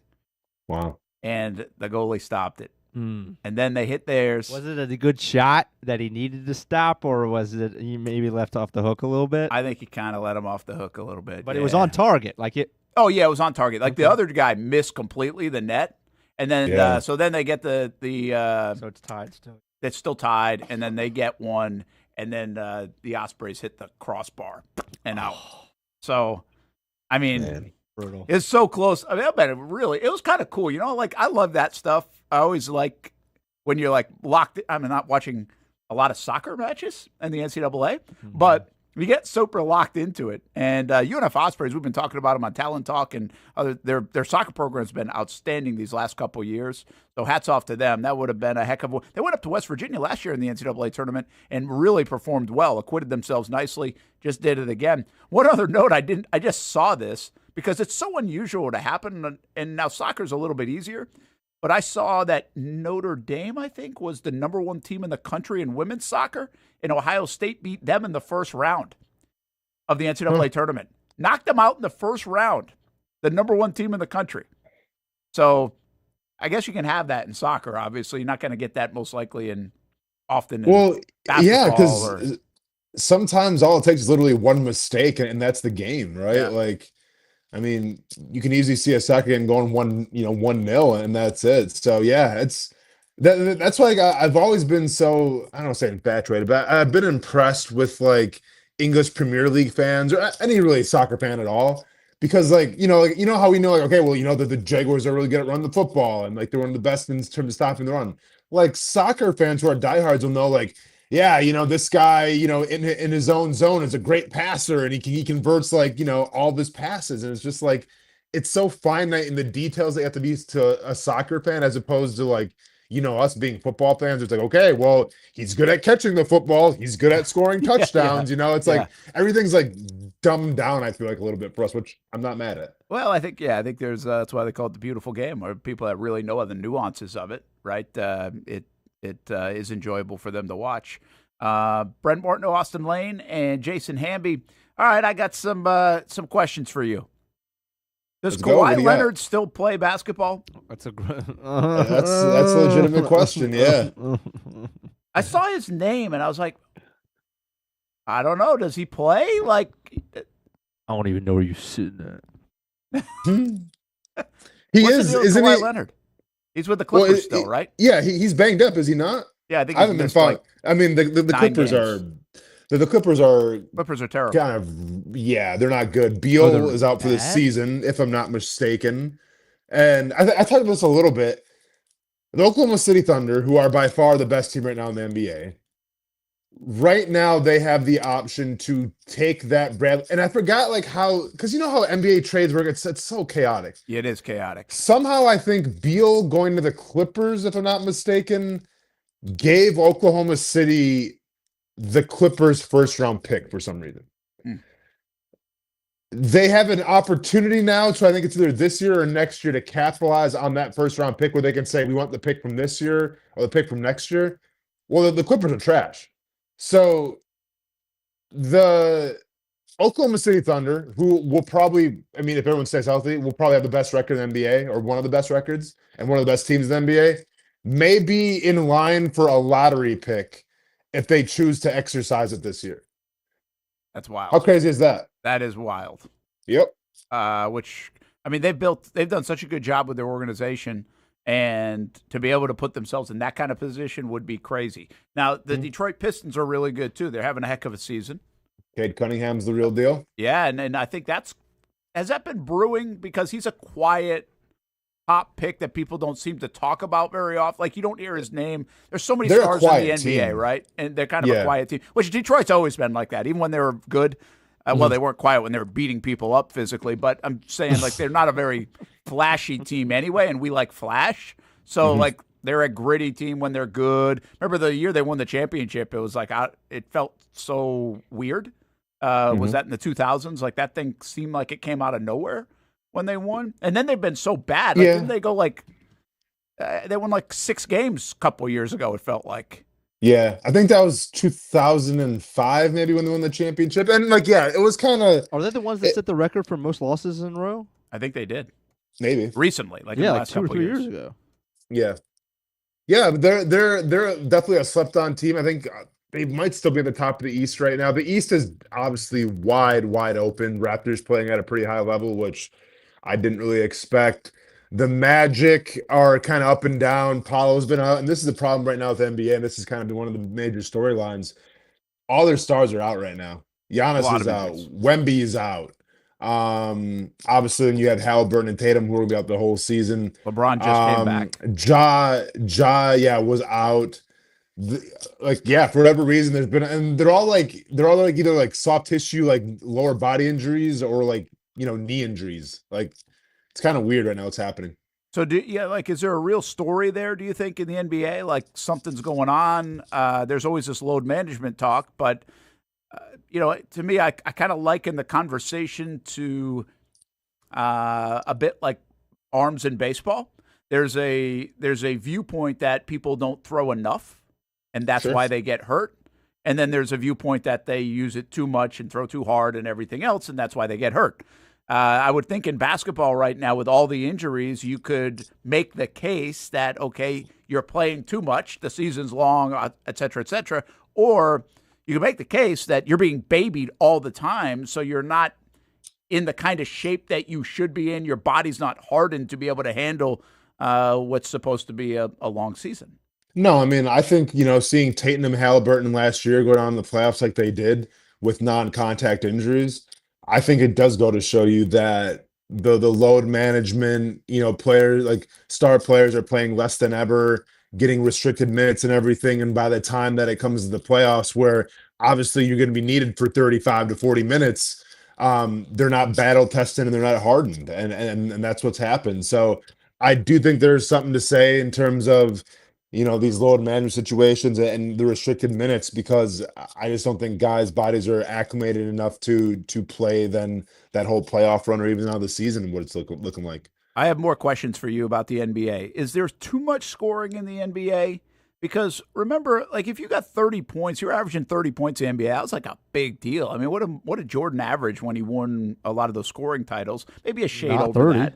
Really? Well, I think he was over that. I think there are at least some years, but I don't think I there thought were it was like I think there were like 27, 8 people that were above it, right? I mean, right now Luka's averaging almost 35, Maxi's 33.4, SGA 32, Giannis 31, Markkanen from Utah. Who? Yeah, 30. Laurie. Donovan Mitchell 30. Joker's 29, Austin Reeves 28, Brunson 28, Curry 28. I mean, you got, what did I just say, 2, 4, 6 guys over 30. Curry's been banged up now too. That's another star player. Yeah, I mean, like this is what the NBA is now. It's a lot of iso ball, right? It's just the way of the world. And I think more points are better than, especially with fantasy and props and all this stuff. Like people are infatuated with scoring. So yeah, in terms of watching it on TV, is it as entertaining as it was in the 90s when there was no easy thing as an easy bucket and all that? Absolutely. Right. But that's just kind of the way the game has gone now, where there's scorers and there's not necessarily even complete players. This is why Joker, what he's doing is definitely an MVP conversation again, because not only is Joker scoring a lot, but once again, the rebounds, the assists are there and everything. I'm not sure what he's averaging, but I would assume it's probably close to a triple-double. Yeah, because he's had a couple of those. He's had a couple of those already this season. So, it makes you appreciate a guy like that. And by the way, like you want to talk about like a workload, and like this dude's playing game in, game out, and he's hobbling up and down the floor, not really showcasing the athleticism, which he doesn't have to, because the guy is really good at what he does. So yeah, it's just the way the game is now, Brent. People are gonna play iso ball and just take it themselves. Yeah, I do. He is averaging triple-double, by the way, 11 assists, 13 rebounds, and Crazy. 29 points. So another thing that's a little bit surprising, I think surprising, does this surprise you? The NBA, I think, pushed out yesterday, or did I see this a couple of days ago? It's like their highest watched opening month in decades. And like you're saying, all the stars are out. They had the betting stuff going on early to start the year, like on opening day. All that stuff comes out. Does that surprise you? They said, I'm sorry, the opening month is the highest month. ever? It was the highest viewed opening month. Now, Okay. a little bit of that who knows where the spin doctor is. That happens when you talk about ratings and things a lot. But they're probably on more platforms than ever before. Here it is right here. The NBA has generated more than 30 billion views on social media this season, the most ever through the first month. So there was that. Okay. I also think there's definitely an international key to this as well, because when Wemby was playing, I mean, the Spurs have been featured a lot in primetime games, and And if you haven't watched him play, man, when he's healthy, it's a spectacle. Yeah, it's fun to watch. That's the one. I mean, listen, I watch Giannis all the time, and it's fun to watch Giannis because there's not a lot of players like him. But I can't recall how many times I've watched Wemby this season play basketball, and I'm just like, that's not fair. Like, that shouldn't happen. Like, a guy shouldn't be able to hit a between the legs crossover, break somebody's ankles, and hit a 3-pointer. When you're 7'5", 7'4", like, you're not supposed to be able to do that. So that alone, just from the freak factor, I'm sure that's getting a lot of views. More than 60 million people in the U.S. have watched NBA games across NBC, Peacock, ESPN, Amazon Prime Video through the first month of the season. It's the most viewers for an opening month in 15 years. And I think, listen, we know this. We know this from our line of work, from the streaming. We've seen our numbers go way up over the last year and a half. And a lot of that is focus on various platforms, too. You're not just on one platform. And I think the NBA is doing that, too, right? I mean, they have multiple partners. They're not just on, like, ESPN or just on TNT. They're going to find people with the Amazon Prime stuff and the NBC and the Peacock stuff, and they're making it available on streaming as well. So they're not shutting people out. It's very attainable. And I think because of that, some of their numbers. I was just a little surprised, because, again, you can spin numbers a lot of different ways, but a bit surprised based on the narratives of the NBA so far this season, which started with betting and injuries and no LeBron and no all these stars and everything else. One last NBA question. Austin Reeves, we talked about this a little bit yesterday before we ended the show. I'm amazed at a guy like Austin Reeves in the NBA. Like, I feel like he was part of, like, the third wheel, fourth wheel, fifth wheel role player of LeBron and Anthony Davis on the Laker teams. Sure. And now he's like, I don't want to call him a superstar, but it feels like he's like a star. Yep. He's averaging 28 points a game. He does a little bit of everything. And this has been brewing. This is kind of like a cool story, in my opinion, because I think he did go from like this just role player to a guy that now has taken on such a bigger role, which we do see in the NBA. But I'm curious with his story and who he is, like, what's his comp? And, he started his career, by the way, at Wichita State, then went to Oklahoma. That's where he kind of got a little bit of a name for himself at Oklahoma, but he still wasn't like a stud. We're not talking about Trae Young or somebody, Sure, yeah. It's funny because we talked about this yesterday. I told you I was going to have a name, and then I completely forgot about the topic, and now I'm scrambling. A guy that was kind of second or third fiddle gets to the NBA, and now he's really that dude. I would give my NBA comparison different player, but I think similar storyline, especially how this guy was drafted based off of potential, not what he did in college, because I think he might have been the sixth man off the bench. Tyler Hero. Okay. And I don't even know what Tyler Hero is like average as a career, but like he seems like when he's playing, when he's healthy, he is kind of the man now in Miami. That's a good call. So here, just a little background, and this is why I asked this question about Reeves. At Wichita State, he played 2 years. He averaged 4.1 points per game and 8.1 points per game. He transfers to Oklahoma, and he averages 14 and then 18 in his last year. Okay, pretty nice progression. And 18, by the way, in college, that's a pretty good number. That's not 25, but it's a pretty good number. In the NBA, he gets to the Lakers. He's averaging 7.3 in year one, which, by the way, like anybody can do if they can dribble a basketball. 13 points in year two, 16 in year three, which again, like 2/3 of the league gets. 20 points a game last year. And right now he's averaging 28 a game.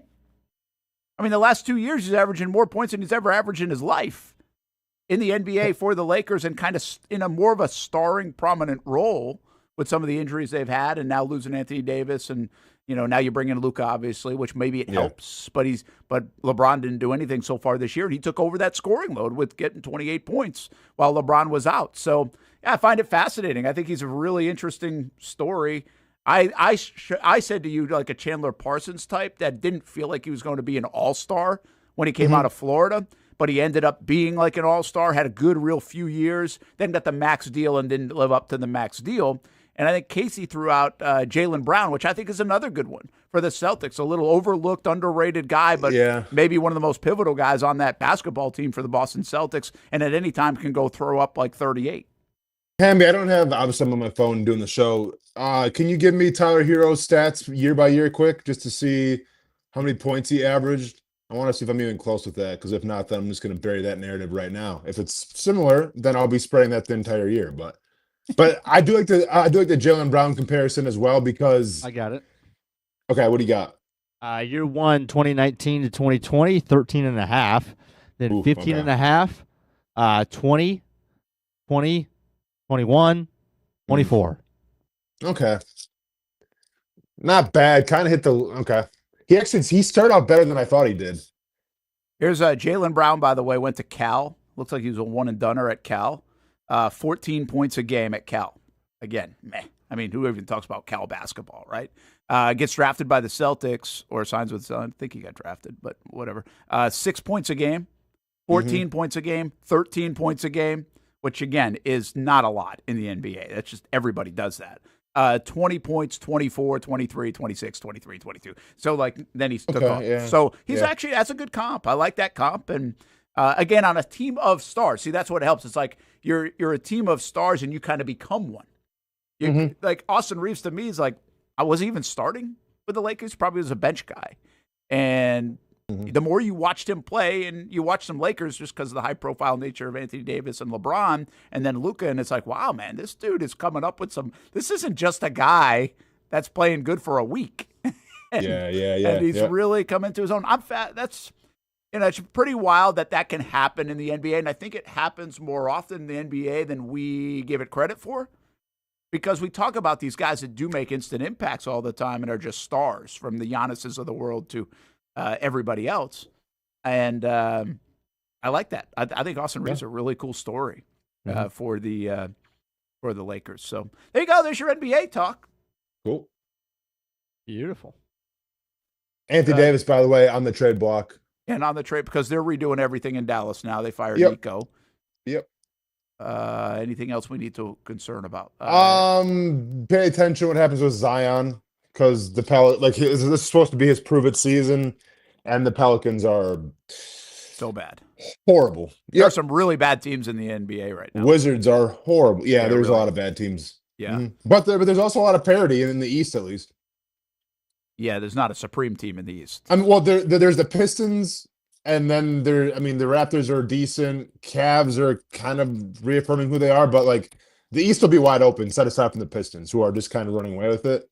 But everybody else, it's wide open. I'm not a lock-in NBA guy by any means, but I do appreciate the storylines of the Cleveland Cavs and the Oklahoma City Thunder. I think how those teams have been built and re-energized and now are consistently there, I think is pretty cool. How they've done it.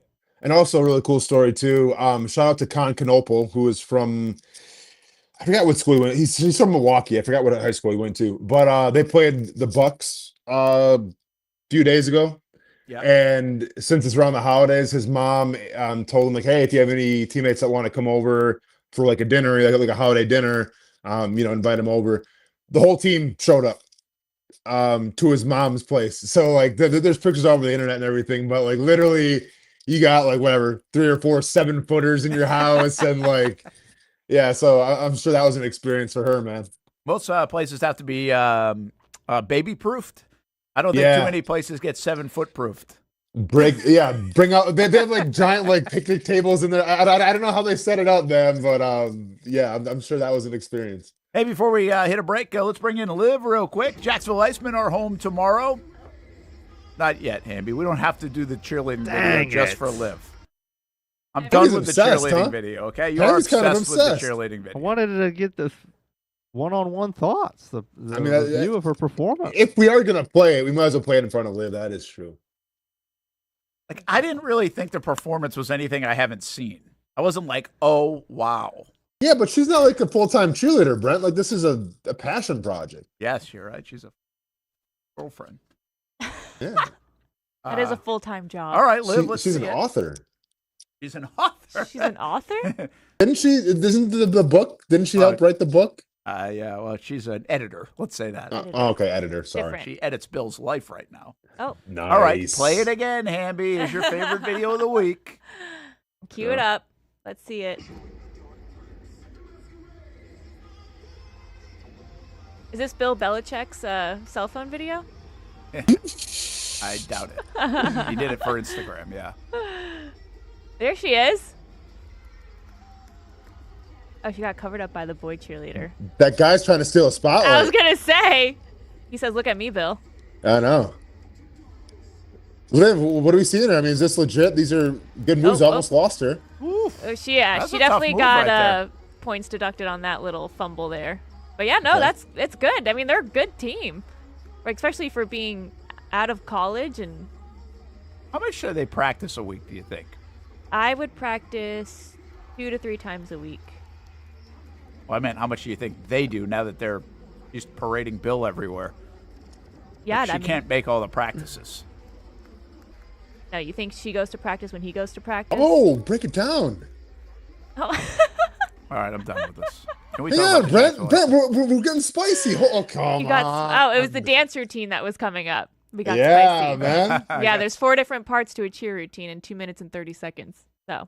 Okay, I mean, that's interesting. What is it? Yeah, you have the spicy part. There's a spicy part, so that's the dance. Spicy, part. zesty, zesty. What are we doing? Ordering wings? Yes, boneless. You gotta be flexible, you know. Come on, Liv. Oh, I don't like bones. Bones freak me out. All right, 4 parts. I think there's 3. Yeah, there's 3 or 4 parts. I have to run through it. So there's the cheer, obviously, and then you have the tumbling, so all the flips and stuff. Then you have pyramid, and then you have. Is it like just like the cheer, like where you're like, let's go, like no, that's that? The cheer part. Cheer, dance, and tumbling. I think those. Oh, cheer, dance, tumbling, and pyramid. Those are 4. Yep. Cheer, dance, tumbling. What was your specialty, Liv? Like, what did you like to do the most? Oh, I love stunting. Throw me up in the air any time of day. Let's go. But which one does that fall in? Pyramid? Yeah. It's pyramid stunting. Yeah. Okay. So like you stunt in the pyramid section part of it. But yeah, there's like a full-on stunting part, and then there's a pyramid part. All right. There you go. Yeah.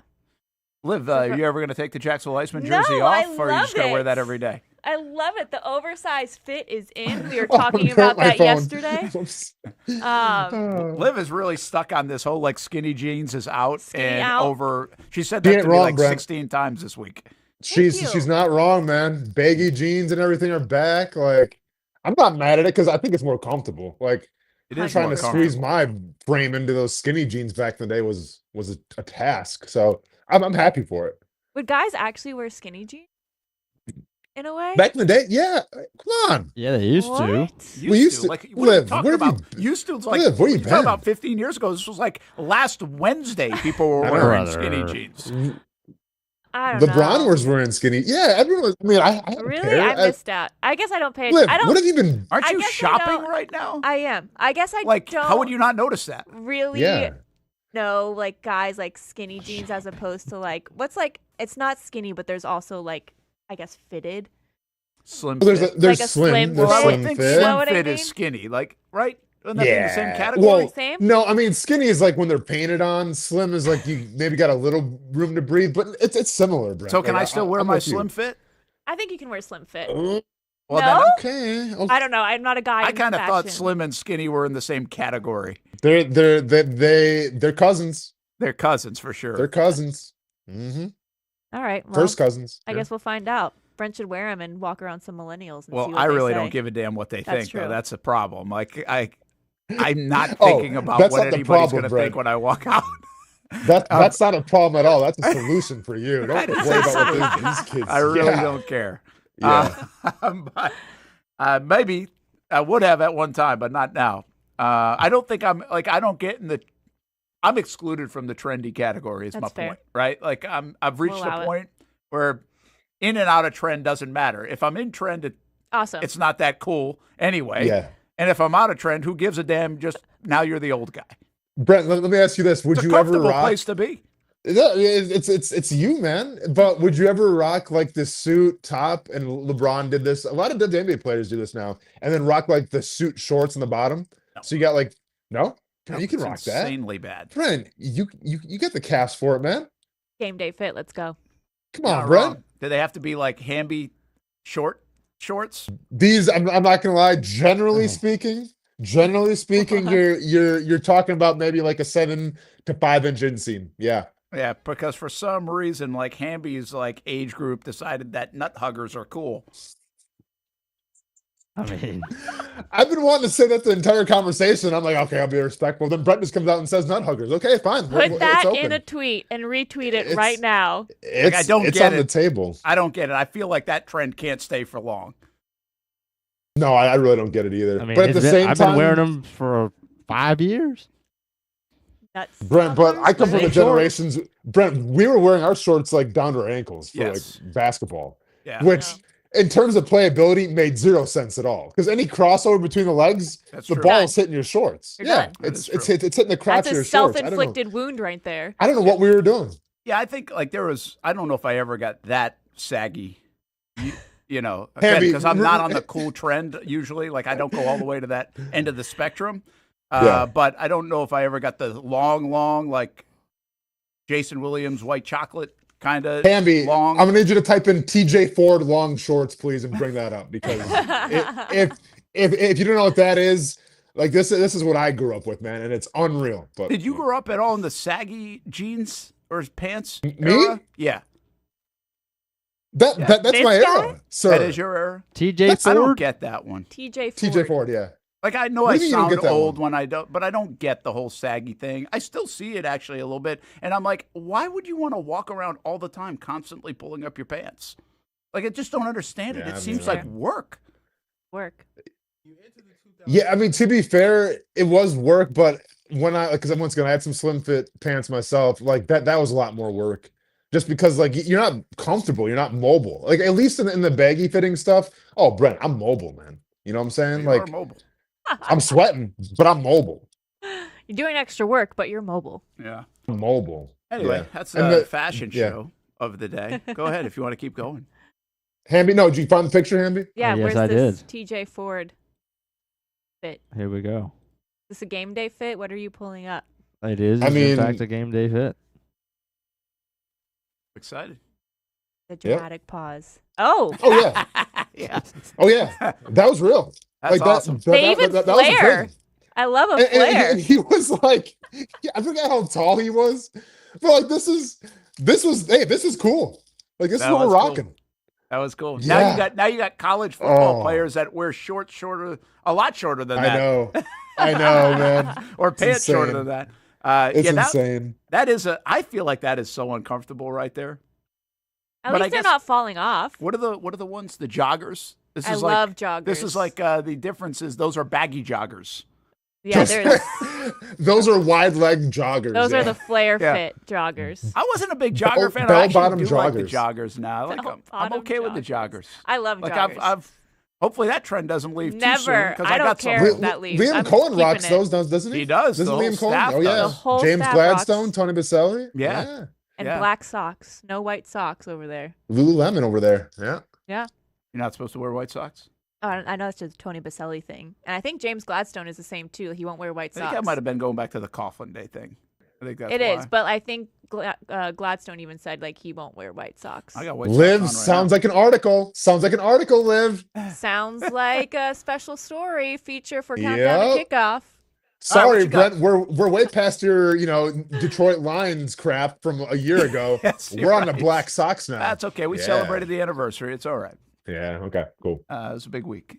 What do you got, Jacksonville Iceman, tomorrow night? Tomorrow night. So tonight they play, right? They In play the Greenville. Swamp Rabbits in Greenville, 7 p.m., and then they'll come back to Florida to host the Orlando Solar Bears once again for Pucks and Paws night. So hopefully the dogs and cats can scare those polar bears again tomorrow. I actually put it up on social media yesterday if people were going to bring their cats, and I got 44% people saying, yes, I'm bringing my cat. Really? Really. I was in shock. That is a surprising number. It was Are you crazy. going? Are you actually going tomorrow? I'm going to try to go. So I pick up my foster dog tomorrow, so I'm going to see how that's going to work out. But You might have two dogs going.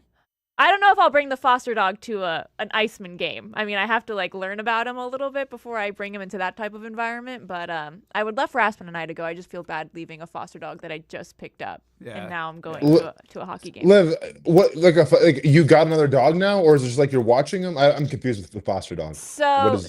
So yeah, during football season, I just temporarily foster dogs. So because Thanksgiving's coming up next week, the family that is his actual foster family wants to go on vacation and see other families. So now they look for temporary fosters to lock in and watch their dog. Hey, you're just watching your friend's dog. Got it. Okay, sounds good. Hey, last temporary foster I had was about a month. So that's a long time. It can range from temporary foster to. What's wrong? Do you know these people? No, I'm so confused with what's happening right now. I don't know them. It's all through an organization. So the organization calls on their temporary fosters like, hey, this family's going out of town from X date to X date. Can you watch their dog, their foster dog? And I'm like, yeah. Let's so that is a little different than dog watching. Usually, it's actually like a thing. Yeah. I have no idea. Are you from Canada? No, why? Do they do kids? Because I have a sick son and I'm trying to get out and do some errands here. So do they do kids? Or you can just watch a kid for a couple days? I think that's just called a babysitter or, daycare. That's already there. That's very much there. Rowan can take care of himself. No, I'm getting looks. I know. That's true. What age are you going to trust him to be at home alone by himself? I'd probably say 17. 17's a good age. 17? Liv, 6'7's rolling wild. I don't know what's going on with these kids. I can't trust them by themselves. That's fair. Liv just said organization, like she's from Alberta, Canada. It's the jersey, man. It's the hockey jersey. She's getting ingrained. Feeling Canadian, even though we're the Icemen. Well, if I could leave you with one thing, I would say you're better off bringing the dog and the foster dog to the Iceman game than to a Friendsgiving. That's fair. That's fair there. But I'll still do it. Hammy knew her. And I have no regrets. Right from the jump. We got your back, Liv. Dang right. I heard you guys talking about it. I turned it up. I was watching it in my living room. Yeah. Big brother Austin's got you, Liv. You just let me know when you're ready to go to war, and we'll start getting those send tweets. I love that Austin texted me. Freaking loved it. We will be back. We have our weekend wagers, our picks, our recycled headlines to try to give you the latest coming out of Jags headquarters as well. Don't forget, Jacksonville Iceman home tomorrow night. Check them out, jacksonvilleIceman.com. If you don't see a pit, it ain't legit. When you hear that, you think Bono's Pit Barbecue, a staple in Northeast Florida now for 75 years. A place that feels like home with friendly service, a meeting place for friends, family, or business occasions. On the menu, the corn nuggets are a favorite in our house, but there's something for everyone. Sandwiches, platters, salads, sides, desserts, and family feasts. You see Bono's all over the place in Northeast Florida. You know, there are almost 20 locations in the Jacksonville area now, so stop on by, sit down, and dine in with Bono's. You can also take it to go. There are drive-thrus in many of the locations, and they have delivery options too. Just download the Bono's app to make things easy. I signed up for the loyalty program, and you can too, to get special offers. If Jacksonville is home, few things feel more Jacksonville than Bono's Pit Barbecue. Celebrate 75 years and many more to come. Bono's Pit Barbecue. If you don't see a pit, it ain't legit. People helping people. It's at the core of what Alive Credit Union is all about, and it's been that way for over 70 years. From the start in 1954 to today, the mission remains to inspire financial wellness and give you a financially fit lifestyle. Alive Credit Union and its employees are committed to not only serving their valued members, but also our community here in Northeast Florida. I had a chance to see that commitment firsthand as Alive partnered with our Action Sports Jacks 24/7 team to bring you Armada men's and women's soccer broadcasts. Inside the 18, it is a shot, and it's a goal! Chloe Chivers. And that connection to the community continues with Alive Credit Union's support of the Police Athletic League of Jacksonville. Alive Credit Union's commitment to our community also involves serving the financial needs of all first responders through the recent merger partnership with City and Police Federal Credit Union. Join the community and become a member of Alive Credit Union today. Find out the many ways you can be inspired in financial wellness at alivecu.coop.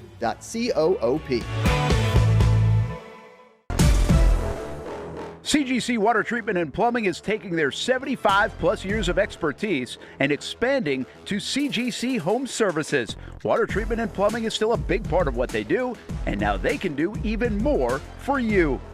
Home services like kitchen and bathroom remodeling, showers, sinks, faucets, toilet repair, backflow testing, and the list keeps going. Find all they can do at cgchomeservices.com or give them a call, 904-298-7052. It's a new look and a new name with the same expertise. They've been serving homes like yours since 1946. CGC Home Services, right here in Jacksonville, off St. John's Bluff Road, 904-298-7052. And visit cgchomeservices.com. Florida license number CFC 1432579. We've been telling you about the Action Sports Jax 24/7 network for over a year now. How to find it, what to see. Simply put, it's TV online. Local sports content all day, every day. Just like this. Did you always want to make history? Like, think that big, or just say, hey, I want to play in the NFL? I always say I want to play in the NFL. Cuts it back to her left side, takes a shot, and into the back of the net. Oh, what a pass. Oh, my goodness. What a pass. And they have been. We've been talking, we've been articulating. I did have a sense that they wanted to be bold, that they wanted to make a splash.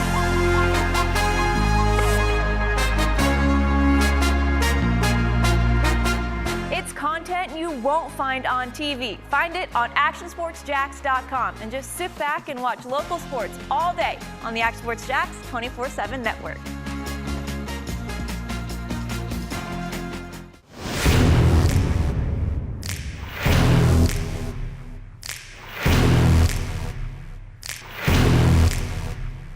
Grab some friends and go to a restaurant or head out for a drink and some conversation. Watch your favorite team play on the big screen. Or how about play some games? You can do all of that in one night at Best Bet. Each location has a different vibe, its own personality, like here at the original Best Bet in Orange Park.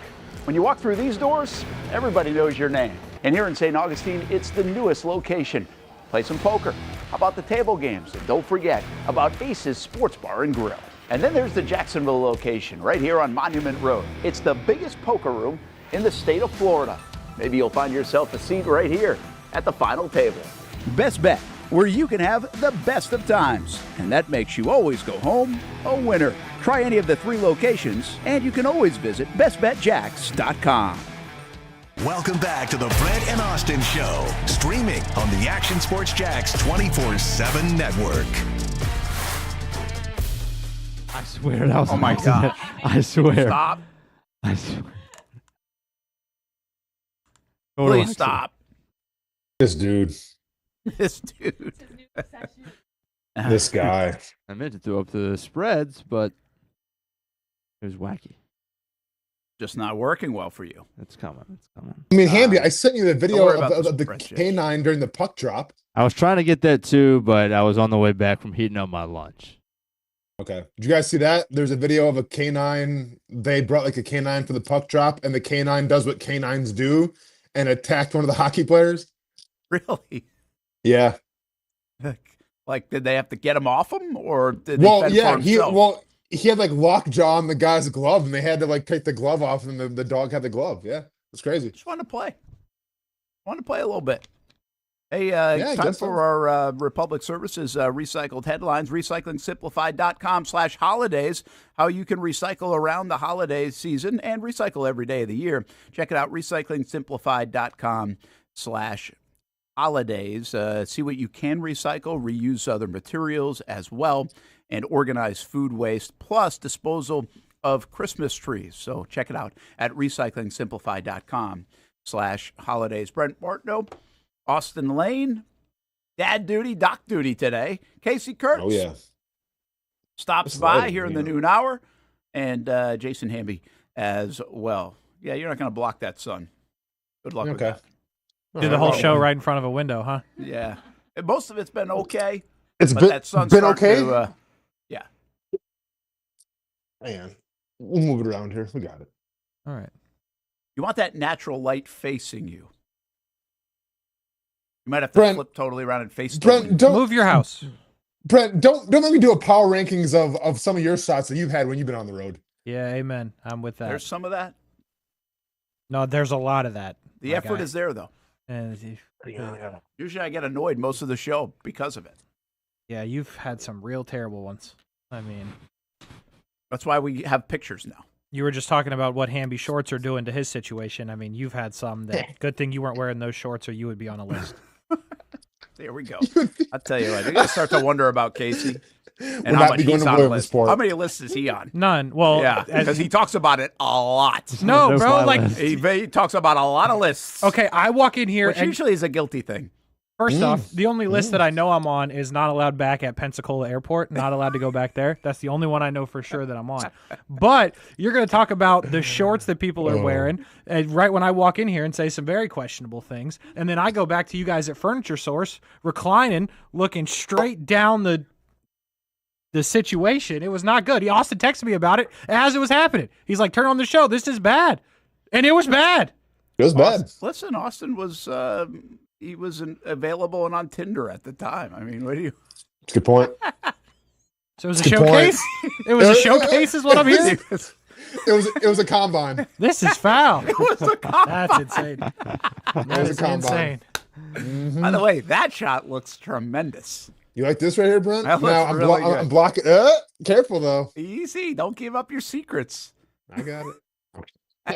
Sounds like you were at Furniture Source. Yeah. He was. He texted me, turn on the show right now. And I'm like, okay, this must be good. And it's you guys just hanging out. Yeah, man. Great word. Literally. Oh my gosh. Fridays. Here we go. Yeah. I'll bring that up on a Monday. Just ask. Yeah, you will. Well, not usually. That day you don't come in. That's a good point. There's a reason why. Just keep finding clips, Casey, on Mondays. Yeah, there you go. Any other day. Hey, what are the Jags obviously not saying too much, by the way, in your Republic Services recycled headlines of the day about injuries, but the injury report will come out a little bit later on. I mean, it feels like everybody's banged up around the league. I think what people aren't talking about enough for the Jags, I know there are a lot of people on the injury list, but I do think they're going to get some people back. And one thing we've been talking about a bunch, Brian Thomas Jr., Brenton Strange, if they come back. Just one final thought on this for the week. Expectations, guys, for their offense with the running game to also now help elevate the passing game with those two players. Another player that can block, another player over the middle in Brenton Strange, and then the dynamic potentially for the big play down the field if that's how they choose to utilize Brian Thomas Jr., Austin. We could see the offense that looks like it's coming together more than any other time in the season hit the best level yet. It's a big could now. I'm not anticipating or predicting. I'm just saying the recipe is there to follow up last week with now maybe a little bit more of a dynamic nature to the passing game. Yeah, I spoke on this a couple of days ago. Let's get back into it real quick just to kind of break down what could happen in this game. Let's assume that Brenton Strange and Brian Thomas Jr. do come back. Expect to see a lot more 12 personnel because you found one right now, I think, in blocking with Morris. And obviously we know what Brenton Strange is capable of. The NFL is a 12 personnel driven league. Liam Cohen wants to do that. When Brenton Strange went down, they ran the most 11 personnel in the entire NFL, right? So that tells you all you need to know right there. So if Brenton Strange does come back, then yeah, expect to see, I wouldn't expect like split zone and stuff like we saw against the Chargers. I expect to see more of just traditional power, inside zone, things like that with two tight ends. Now, if you get Brian Thomas Jr. back, then it makes things interesting, right? Because you don't need Brian Thomas Jr. to be that possession receiver. But once again, if you're running that 12 personnel where it looks like run, well, then guess what? Play action's going to be there, and that's where you can have that deep ball. So, I mean, and I lost my phone. But I'm not going to tell anybody how to do their props and everything, but I'm not sure what the longest reception of a Brian Thomas Jr. catch is. I'm not sure what the over-under is set at, but I can expect to see a couple deep balls, at least if he's playing, to go to Brian Thomas Jr., because I think they're going to try to set up the deep ball now with that 12 personnel package. Fool's gold to think that the offense could actually, I don't know, be explosive. What's on your mind, Casey? Nothing. Nothing's. Somebody got to get my dog AirPods though, huh? He's fighting for his life with that damn phone from falling over. Oh yeah, man. Oh yeah. Got the thing plugged in at the bottom there. Look, Casey, you know I like to move, and I can't really move because then the light's gonna be Sure. showing. So I'm You're literally struggling. like stuck. It hurts. I'm in physical pain right now. Yeah, it's Brent. I think you should get your dog AirPods for Christmas if you're handing out gifts. But anyway, with that being said, I think if they get all their guys back, they should. I would say they should score 35 points, but I'll say it in a way that you should do what you did last week, even though you didn't have them. But you should be able to consistently put up points against a team like Arizona, who, I mean, you can tell me that they're the better of the bad. They're not good at football. You should be able to go there and put up points, especially if you get your tight end back that you think's a stud. You get back your first-round receiver, who I get it has a tough year. But still, you should be able to do what you did last week and then make that, I don't know if it's the bar, but should be pretty close, especially with the teams you play going forward. So I think get them back, score points, do what you are supposed to do. It's a good week to not, at least to have some positive thoughts about it. You get a little healthier, and you're coming off a good week, to your point, and we'll see what they settle on.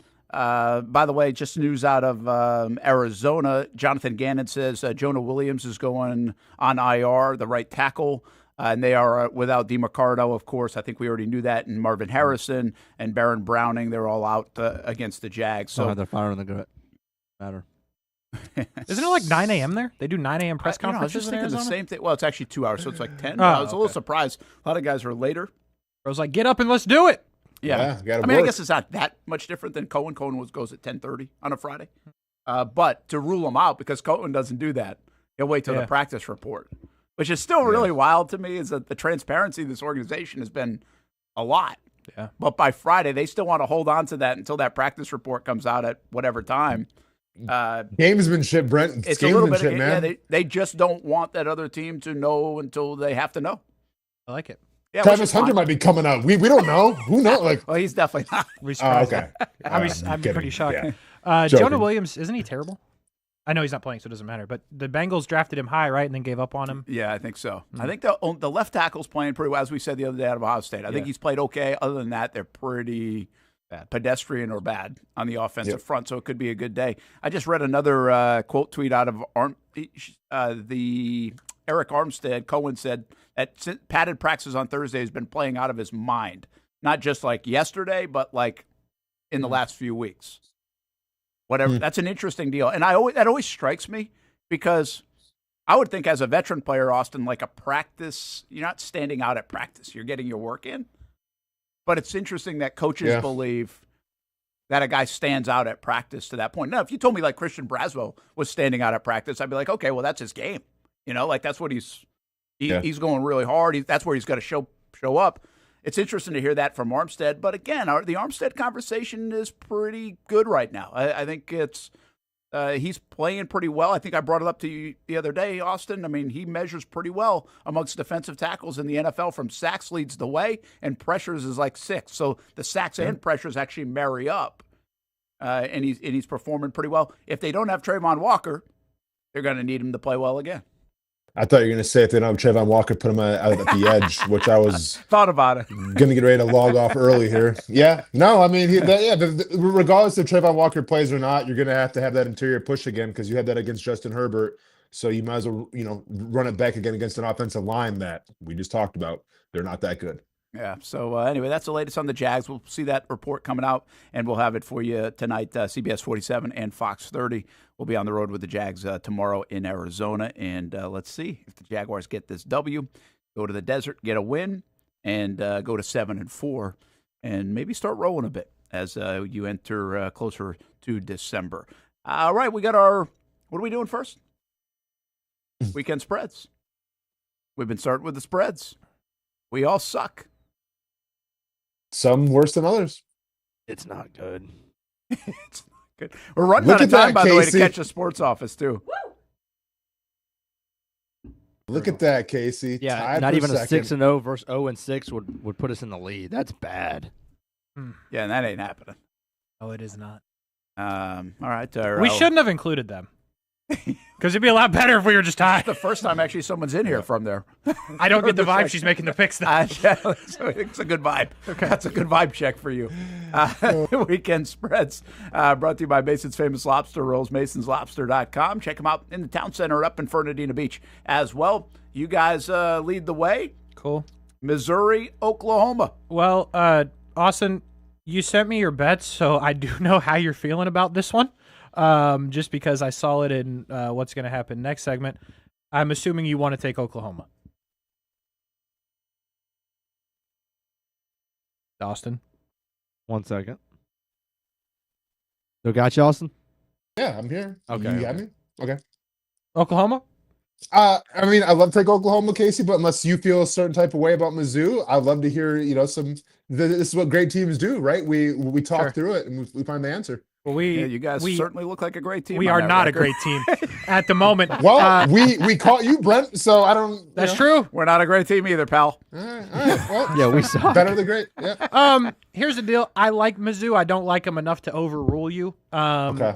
They took Oklahoma. I'm pretty. Sports Office took Oklahoma, right? That's correct. They're going to take Oklahoma as well, being Brent Hamby, I'm sure. You think so?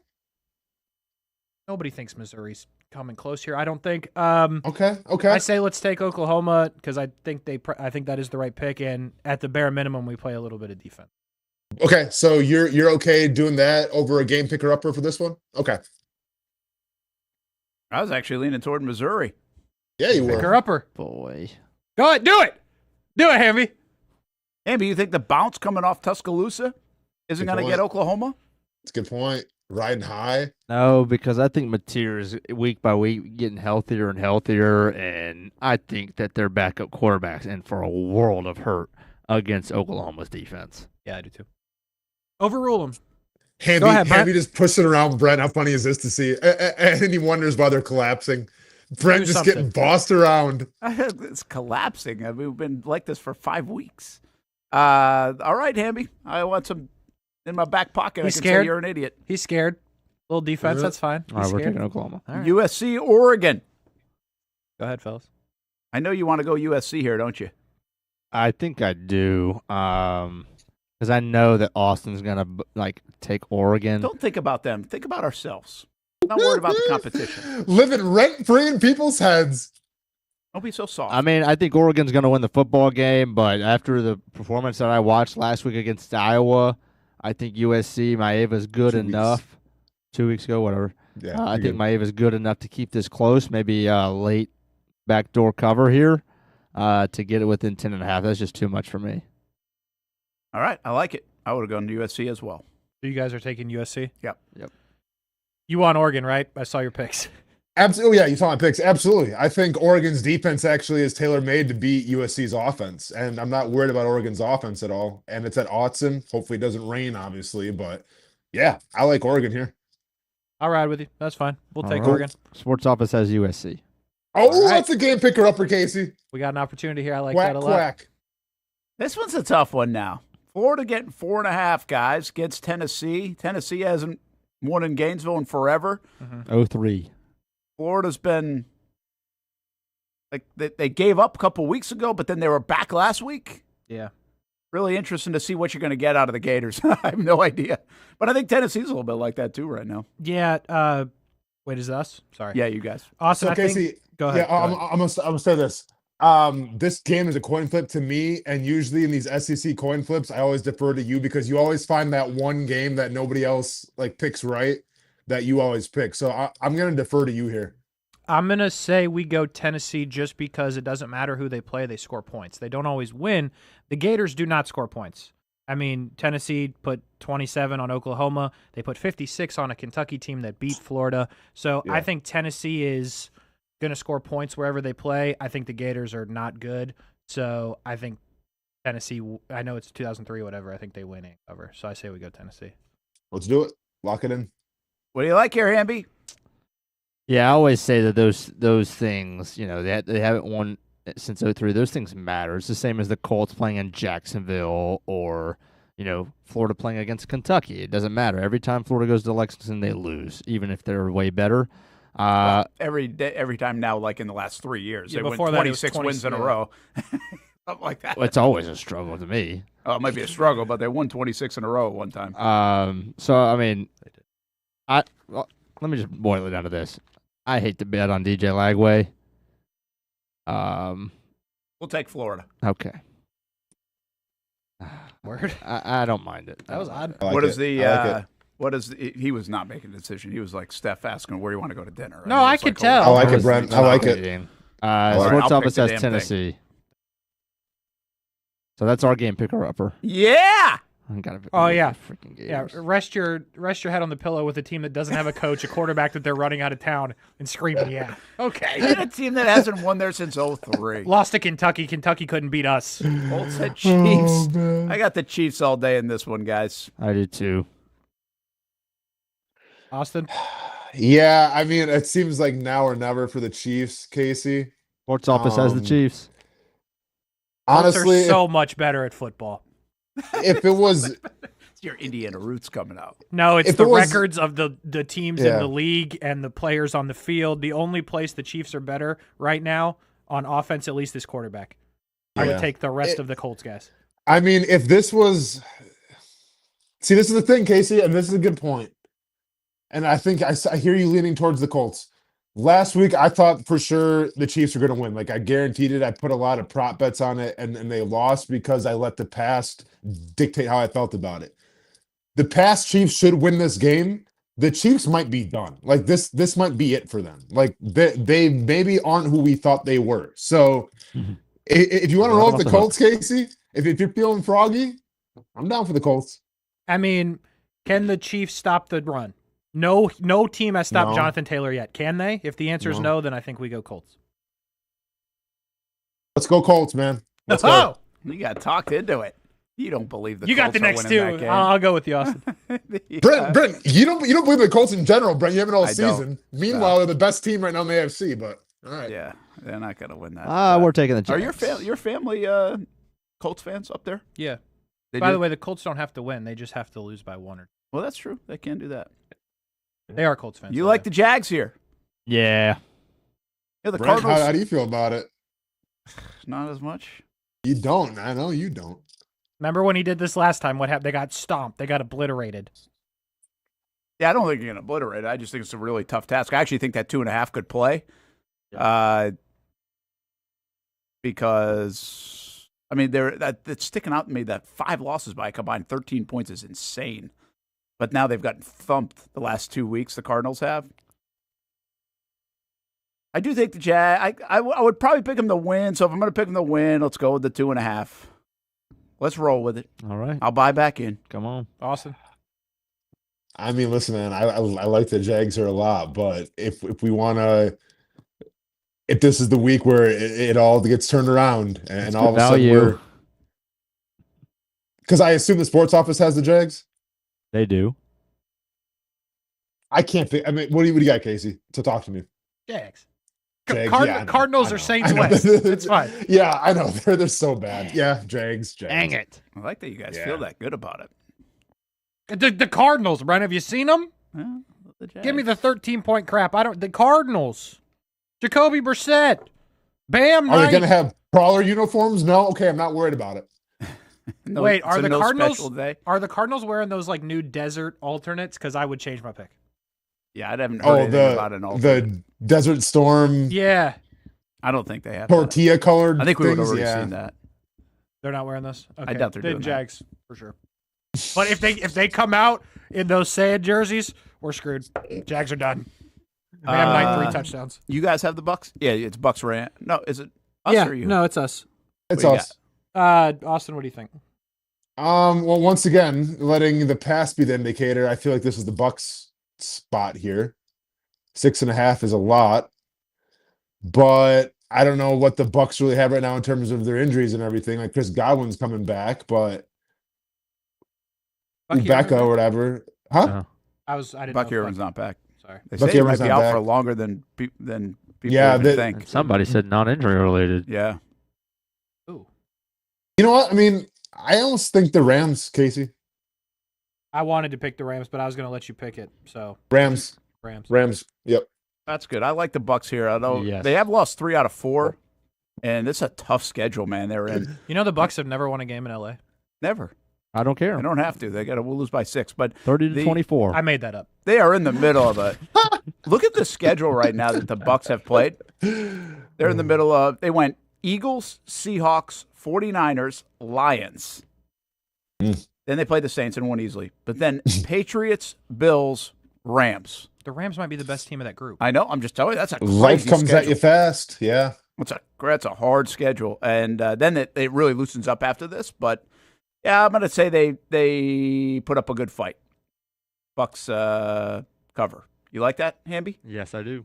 All right. We'll take the 6.5. That's a good thing. Who does Sports Office have? They have the Bucs. Oh. Casey. It's there for us this week. It's there. We're in It's there there for us. We'll see. All right. I feel good about it. I want to go 6-0. Let's go 6-0. You ain't going All 6-0. We will be back. Brent and Austen Show, Action Sports Jacks 24/7 Network. Take a look at the weekend wagers, where we stand there. Somebody throwing a dart after next week, so we have 2 more Fridays to go. So are we doing this on Wednesday next week? Yeah, actually, we would be doing this on Wednesday. We're going to sneak a lot in on Wednesday because we're off Thursday, Friday next week. So get it in early. I don't even know, will they have the spreads out there? I guess you have. They do. They're already a lot out. of college football on Friday. Oh, yeah. NFL one's already out. For next week, really? Or for just for the Thursday Thanksgiving? games? Yeah, that'll be a little, I mean, if you can find stuff for the weekend. Yeah, but Friday's slate's supposed to be really good on college football, too. Mm-hmm. So that'd be a good one. Georgia Tech. All right. Oh, boy. Yeah. Hold Super on to your excited. hats, folks. Can't miss that must-see TV. You guys suck. I like that. We both reacted the same way. Oh, boy. We'll be right back. As if they didn't go to 7 overtimes last year. Bye.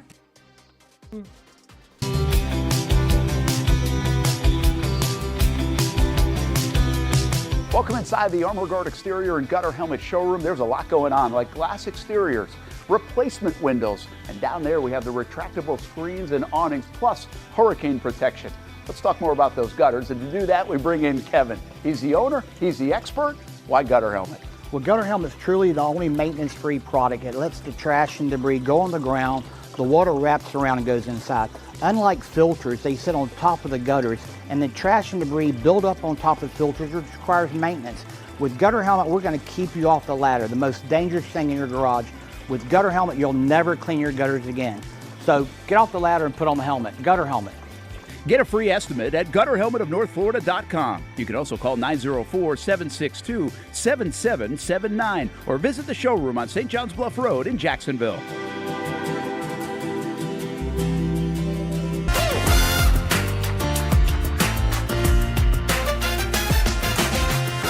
Empower a future, inspire a dream. It's a bold but simple mission for the Jacksonville Police Athletic League known as Jax PAL. Help the next generation of kids in Jacksonville shape a brighter future. Their after-school programs, teenage leadership programs. There's community outreach. It's been just an awesome opportunity to be out here with my colleagues and do something good for the community. It's really been an interesting opportunity to just see everybody work together in a way that we don't normally in the office. And there's sports.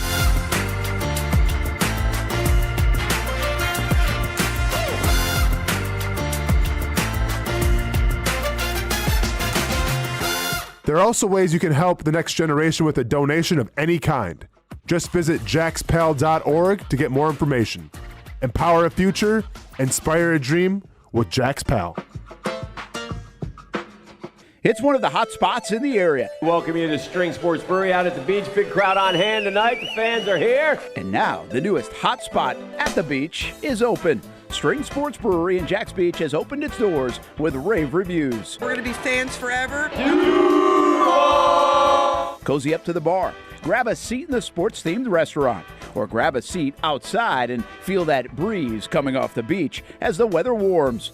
Just like the original location in Springfield, try the popular beer menu and come for lunch or dinner too, because the food is fantastic. We got a special guest in the house. He's happy. He's feeling good. He's Trayvon Walker. It's where we hosted Jags Report Live in the football season, and the String Sports Brewery staff can't wait to host you. Hey, welcome back here to String Sports Brewery. And if you haven't checked out the new location in Jax Beach, you got to do it. String Sports Brewery, now with 2 locations in Springfield and now open in Jax Beach on Penman Road.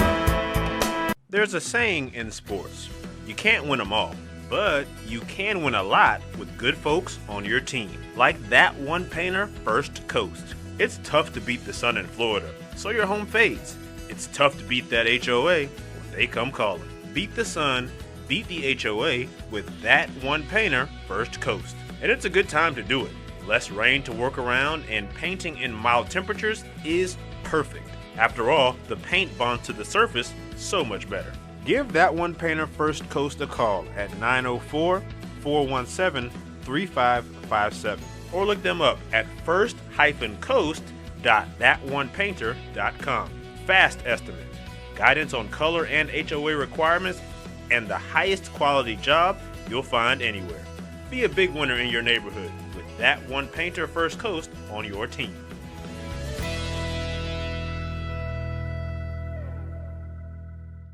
Sun's out, suits out. That's right, it's summertime in Florida, which means it's time to say goodbye to bulking season and hello to shredding season. But if you're like me, you're having a hard time sculpting and shaping those final pounds. That is until I came and saw my friends over at Ponte Vedra Vein and Aesthetics. Right now, everyone is hopping on the Evolve X train, and the only destination is finding your perfect summer body. The technology uses electrical muscle stimulation and radio frequency energy to cause your muscles to contract, all while heating up those deep layers of your skin and tissue to produce collagen and reduce fat.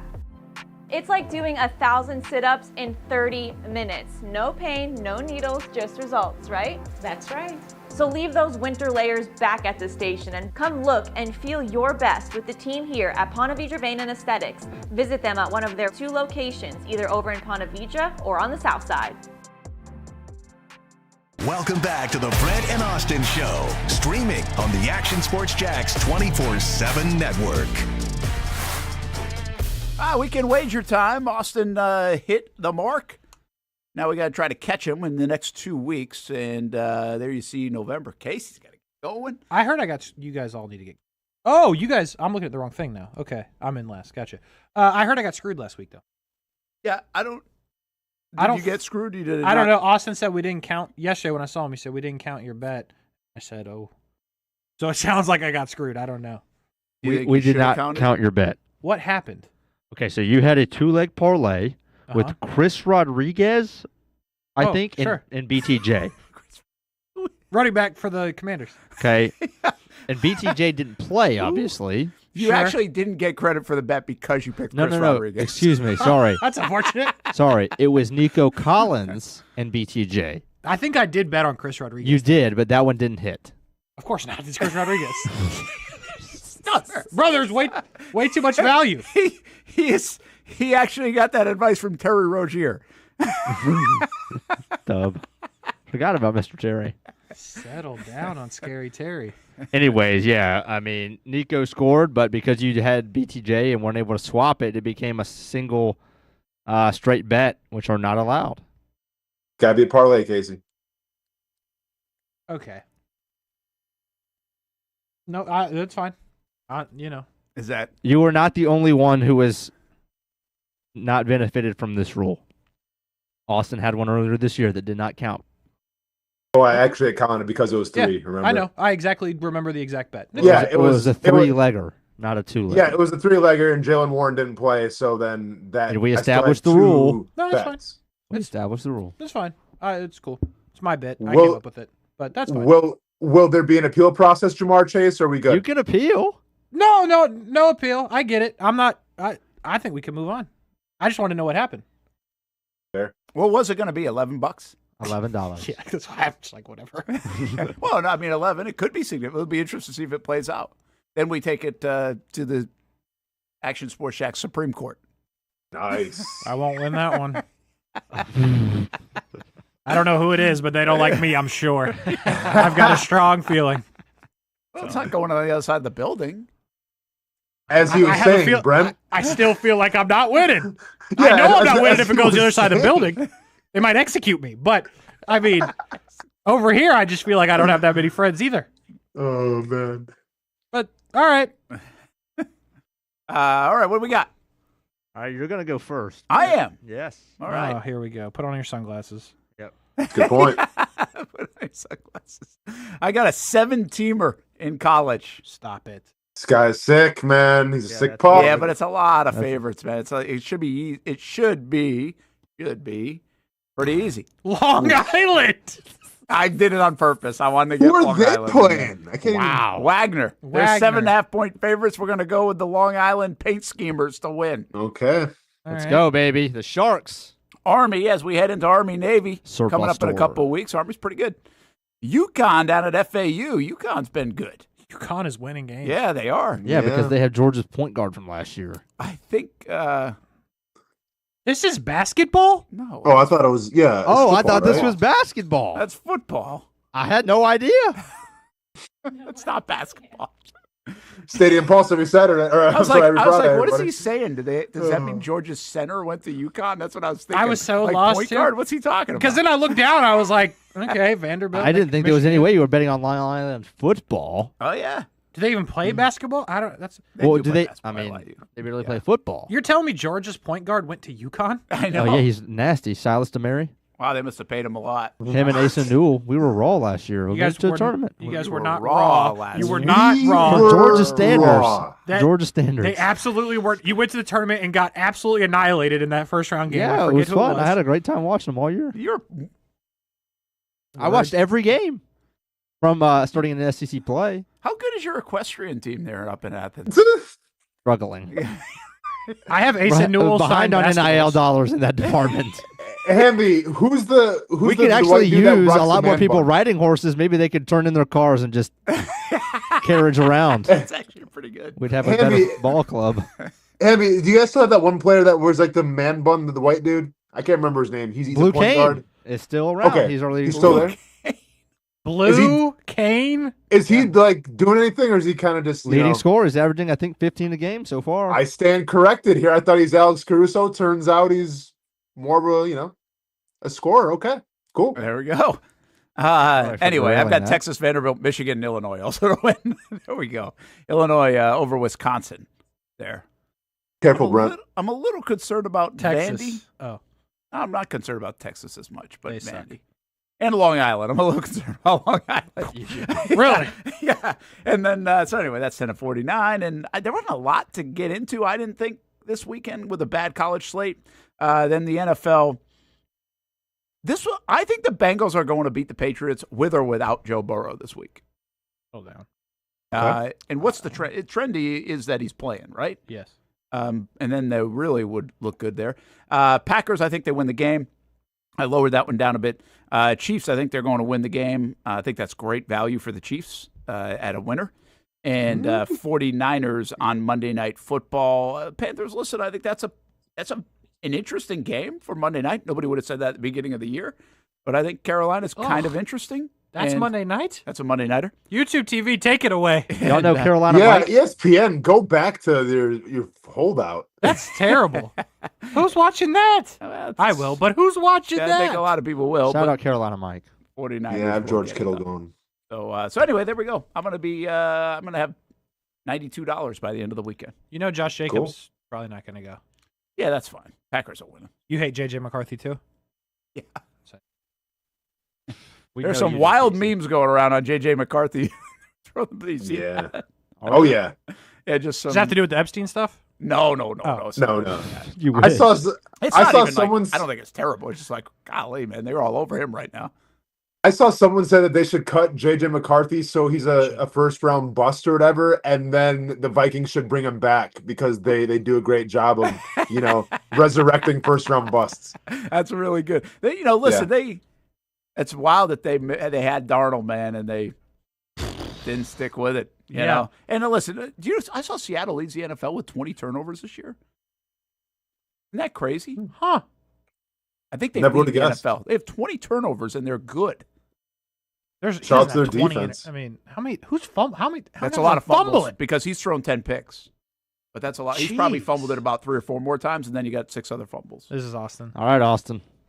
All right. No soccer going on, unfortunately. I mean, I could have went to like Unfortunately. Serie B Germany. I couldn't pronounce any of the names. So going for the Friday night special, give me Davian Mitchell over assists 6.5. Never Give heard me of him. Butler. Give me Butler to beat who they play. Oh, South Carolina. Carolina. That game's taking part, I think, at 2:30. And then go ahead and give me the Toronto Raptors taking on the Washington Wizards. I brought that down just a little bit because the Wizards are terrible. Horrible. Yeah, the worst. Saturday then, let's go with Oklahoma. That's the lowest minus- amount you've ever done there. 5 to win 20, only plus 313. I know, man. I'm just, I'm just feeling comfortable now, right? I mean, I'm in first place. The I'm gonna just Butler keep on- thing's basketball, right? That is correct. Yes. NAIA football, Casey, actually looking at. I didn't. I was like, all right. Yeah, no, and then so then Saturday we're going all college football. Let's go Oklahoma minus 6.5 at home, taking on Mizzou. You didn't want to buy Oregon down 1? No, man, I'm that confident in this game. I got Oregon at minus 10.5 against USC. I think it's going to be a blowout. And then, probably. I hope so. I'm waiting for one of those to come back and bite me once. And then Cal is going to score over 24.5 against Stanford. Call that one. I have a feeling about that. Okay.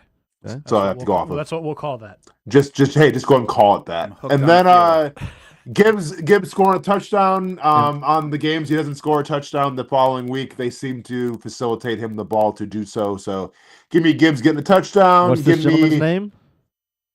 Casey? No. Jahmyr Gibbs? No. What? The guy underneath him. And Casey, That's what I'm don't saying. say a word. Casey, Do not say a what we got word. here? Austin, what's his Andre? name? Uh-huh. Andre? Uh-huh. It's so Ivas. Not bad. That wasn't bad. Not bad. That was not bad. Iosivas.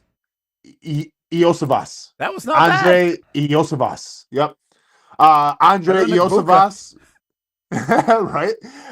Over 36.5. He's going to be their wide receiver 2. A lot of attention coming from Christian Gonzalez in New England. Is going to be on T. Higgins. So someone's got to get the ball. Why not him? Especially if Joe Burrow's going to be playing. And then go and give me Jonathan Taylor over 3.5 receptions. I actually bought that one up. So in the second half, nobody runs the football more than the Indianapolis Colts. Well, that's because they're always up. They may not be up this game. They're still going to rely on Jonathan Taylor. So why not give him the receptions instead of the rushes? So I like it. There you go. That's pretty good. I like where you're going. He's got good reasoning behind a lot of these things. He actually thinks about it. Yeah. Like I don't think about it. Unless it's soccer. Yeah. Unless it's the soccer. I did these. What time is the show? 10? I did these at 9:59 when mine get up there. Just to get in before. You snuck it in. There it is. I don't think we would have questioned you. Nobody's called anybody out on that. No. I think we've been pretty good about it. But Austin Overall, sends me pretty his, good. so I always know. If I Wait, get do his. am I supposed to send it to Hamby or Casey? No, I you're guess fine. I'm confused with that. Just send Okay. it. It's fine. Everything's good. You're doing fine. Okay. All So right. in theory, Thanks, Mom. I would know. You're doing fine. This is me. All right. On the left, give me Kevin Durant to make 2 threes.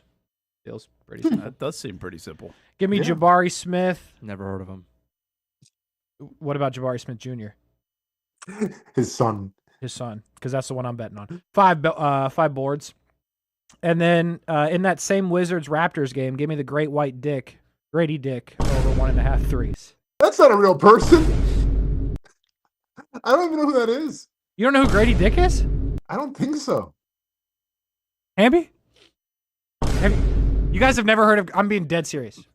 Never heard of him. He was like the 7th overall pick in the draft. Never heard of that guy. He plays for Washington? Yeah. No, he plays for Toronto. Oh, okay. I mean, I'm Where's more he like on from? a Scotty Barnes train. I don't really know all the Raptors, but Is he he's an international player? No. I want to say Kentucky, but that might not be right. It's Kentucky, I'm pretty sure. Really? Yeah. They don't necessarily call him the Great White Dick. I kind of made that part up, but he is a white guy and his last name is Dick. So they have to call him that from now on, just saying. yeah, I mean, anyway, so on the trend thing, by the way, he literally goes 0 threes, then 2 threes, then 0 threes, then 2 threes. He made 0 last night. So he's on to the 3. So we're going There on we to go. that. In the middle, How give me. would you know that? I googled his name Research. and then I hit game logs. Is it Kentucky? Did you look him up? Kansas. Kansas. I think I remember him now. That's why I've He's never heard of good. him. Like it's not a like I wasn't. First round, 13th overall pick. Yeah, I wasn't scouring the internet for people with weird names. Like he's good at basketball. I don't know what to tell you. Give me Seattle to score 28 points. They're playing the Titans. Enough said. And then give me Jalen Warren to score. Jalen Warren is questionable, so I might be opening myself back up to get screwed again. Casey, I was just going to say this, man. He may not be playing. You got to start doing threes. Okay, so if Jalen Warren doesn't play, can I put somebody else in there? Yes, absolutely. Oh, yeah. Put Kenneth Because you'll know Gainwell that or by somebody. today or by an active time. Well, I won't remember, so it's fine. By Forget 1 that one. o'clock on Sunday, if you send me another bet, that's $5. It'll count. I won't. It'll be that one. And then on the right, that is Austin's Friday special. Oh. That's all right. I apologize. No, all good. Davion Casey's Mitchell. failing. It's all good. He's balling. You know what I'm saying? Butler football, they've been good this year. And then the Raptors, again, it goes with the -11 if you think There about it is. Grady Dick's going to hit a couple of threes. Oh, you're tailing as well. Yeah, this guy. This is actually mine. Andre Ivasovius. Nice. Give me him to score a touchdown and have 25 yards in the game. And I'm only doing that because Austin talked me into playing him in fantasy because I have no choice. And now I played him need you, too, Casey. I need you, Andre, whatever I just said, Ivasovius, because Josh Allen, my brother, I'm happy for you. Sinners was a good movie for your wife. I'm glad it's working. That was terrible last night. Oh, I forgot you had him. And the only thing holding me back from saying some terrible things about you and your family is that I still have a possibility of Andre Ivasovius to score some points. So I will hold that until Tuesday. But if I lose against a terrible fantasy team and don't go to the playoffs, Josh, it's on your head. That's This all I sounds can say. premeditated. Yep. I will say cuss words. I will get kicked off. I will never come back. And that's how I will go out, saying terrible things about Josh Allen, the quarterback, not Hines Allen, the defensive end. Well, I guess that's positive. All right, let's see these Georgia versus Charlotte prop bets or whatever here. What we got? Kate or Hamby? Hey, whatever. by the way, if you're looking to cater in your holiday meal for Thanksgiving or even Christmas time, check out Bono's Pit Barbecue, bonosbarbecue.com for your catering needs any time of the year, but they've got holiday specials as well if you're looking to do that, or just go visit a Bono's. Almost 20 locations in Northeast Florida and Southeast Georgia, and you can check them out right online at bonosbarbecue.com and download the app as well for their rewards program so you get some free stuff or discounted stuff with Bono's Pit Barbecue. Hell yeah. If you don't see a pit, it ain't legit. Nice. Right. You're still not ready? I feel like that was like very. I got I you, just Brent. screenshotted these That was weird. very like, so- attaboy, Brent. Nice job. Like, I feel like No, I somebody was just hit me like, on hey, the back of the hey. shoulder. Like, No, I was hey, like, great hey, work that on that sounds read, man. No, you know what, man? I'm super hungry. I'm like, that sounds good. Nice. Nice. Nope, Hamby's back in the red again. I was going to say, I like to see at least the dollar bet. You've got $1. I appreciate the fact that you got $1 in your account, but not $6. All right. I'm going to start giving you $20 just so we don't see the red. No, it's because I had a lot of money after the World Series. You guys know I went on a little heater. I put a lot of that on teams to make the playoff or don't in college football.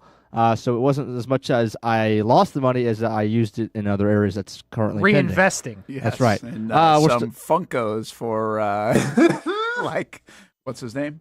Harry Potter. Thank you. There we go. On Nice the and left. Do you need some? What's his name? Daniel Radcliffe. Do you need some? No. On the left, the Lions -3.5 against the Giants. Jameis Winston playing in that football game again. He will start. Jackson Dart is out. So I'll take the Lions to win by 4 or more. I'll take the Raiders to beat Shador Sanders in his first career start. There's no way in whatever that I would ever bet on Shador to win on the road. Start 1, so give me the Raiders. I'll take the Falcons +4 at the Saints just because the Falcons are weird. So I feel like they're going to keep this one close. And then the 49ers to beat the Panthers. Sorry, Carolina, That's something Mike. to keep it close against the Saints. Yeah, why? Yeah. Okay. Yeah. Are the Saints actually favored for real? They are by 2. Yeah. Is Breeze back? I know. I was thinking the same thing. Casey, it's the Falcons. No Drake London. I know. Okay. But Bijan Robinson still plays? He does. Yes, he does. And Kirk Are they going to Cousins give him the seems football like he's or played not? football Because before. sometimes they give him the ball, or sometimes they My feel bad. like we got Tyler Algier. That is why I bet on the Falcons, because Kirk Cousins is starting. Is there a bet that I can bet on Bijan Robinson himself to score more than the Saints? Because I think I would. It might be. Look it up. Have you seen the Saints? It's wild that they're favored by 2. This I can't believe you bet on 2 awful games, though. Browns, Raiders, and Falcons. Sometimes that's where the money is, buddy. Browns, You'll learn one day. it's not. Where the money is, Bro, that's a life. coin flip, and you get it at minus 200. Hey, you think the Shador's going to win his first ever start on the road? If David I think Njoku's Myles in there, Garrett could take Geno Smith out of the game, and then what? the guy from Purdue, right? Yeah, who's their backup? Is it O'Connell? He feeds. I think he is healthy. Beat the Chiefs on Christmas, I'm pretty sure. Yeah. Anyways, this is my get on the board play. I've got Oklahoma minus 2.5. I have Kentucky plus 14.5 against Vanderbilt. Fading Vandy just a little bit there. And then Texas to beat Arkansas. That one, I wouldn't be surprised if it's close, but I'll take Texas to win it. Then I've got a little prop play here. Jacoby Brissett over 225 passing yards.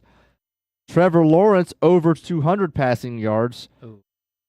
I think that'll hit. Just because I hope so. You put it in the thing.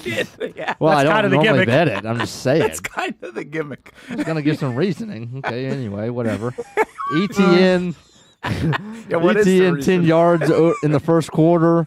Aaron Jones over 40 yards was pretty Nice. good value. Take J.J. McCarthy out of it. I like that a lot. Yeah, so that's 7 to win 38. And then I got my $1 one here. Y'all really gonna hate this. Just wait. I got the Jags to win and Travis to score the first touchdown of the game. So that's done. And to make matters worse, you actually couldn't bet on Georgia money line. So I went ahead and bet Georgia basketball minus 2.5. There we go. At Xavier With blue whoever. That's actually a tournament game that is taking place in Charleston. Yeah, that's South a good Carolina. Okay, so yeah, Georgia's going to cover that. Tennessee to beat Florida and the Chiefs to beat the Colts. That's 1 to win 23. I know you don't have any more money outside of the ETN thing. I mean, Yeah, that's not a bad one outside of ETN. but that's where your value's coming from, obviously. Yeah. And go Gators Winner. for our picks.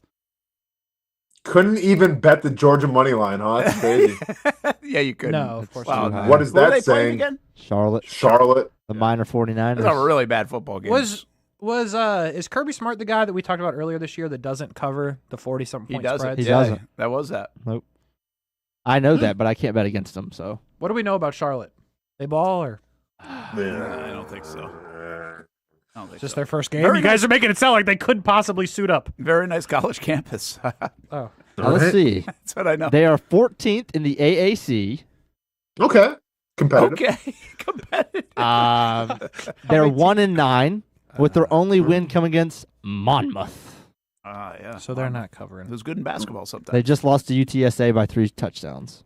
All right, we're getting out of here. We got our Whataburger game of the week tonight at White St. Augustine. High school football, 7 o'clock until midnight, week 2 of the playoffs, and be on the road with the Jags in Arizona. Hope Ronan feels better. You guys all have a good weekend, and we'll see you back here Monday on the Brent and Austen Show.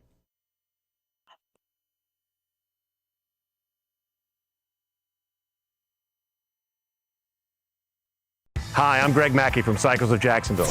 Whether you're looking for a side-by-side, ATV, motorcycle, or scooter, we have what you need. Get a Moto Guzzi Stone Corsa for just $235 a month, or a Triumph Trident for as low as $207 a month, or the popular Honda Rebel 1100 DCT starting at a low $204 a month. Stop by and choose your adventure from all of our great brands, only at Cycles of Jacksonville on Atlantic Boulevard. Family owned and operated since 1983. Hello, I'm Kenny Lay of Kenny Lay & Associates. Since 2003, our firm has fought exclusively for the rights of men in family law. Divorce, modification of child support, alimony, custody, and more, all for men. A father is vitally important to a child's life, and being a man is not a reason to pay more in child support or alimony. I'm a single father. I get it. If you have a divorce or other family law issue, contact Kenny Lay & Associates at divorcemenonly.com. We've been telling you about the Action Sports Jax 24/7 network for over a year now. How to find it, what to see. Simply put, it's TV online. Local sports content all day, every day. Just like this. Did you always want to make history? Like, think that big, or just say, hey, I want to play in the NFL? I always say I want to play in the NFL.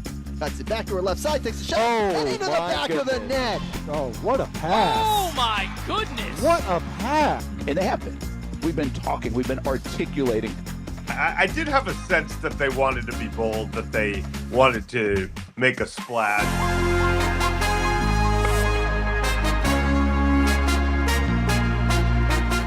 It's content you won't find on TV. Find it on actionsportsjacks.com and just sit back and watch local sports all day on the Action Sports Jacks 24/7 network.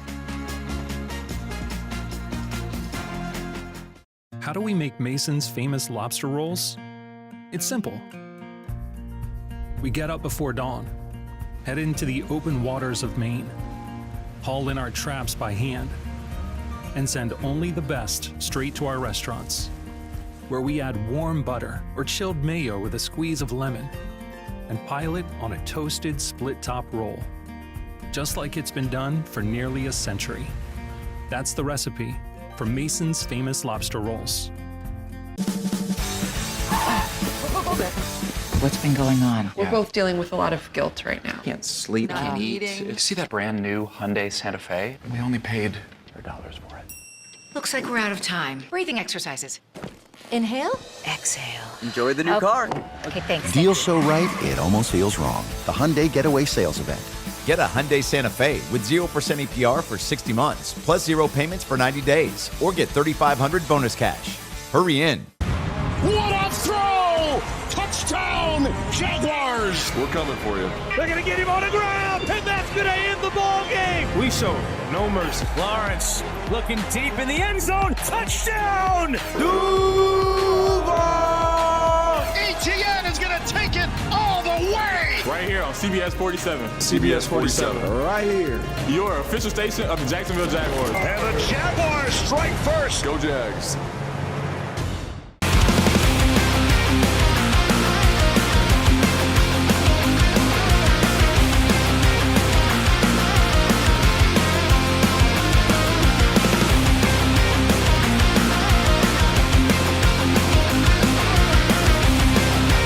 You have the opportunity to explore what you might want to do with your life. There's so many opportunities here that it can spark interest that you didn't even know you had.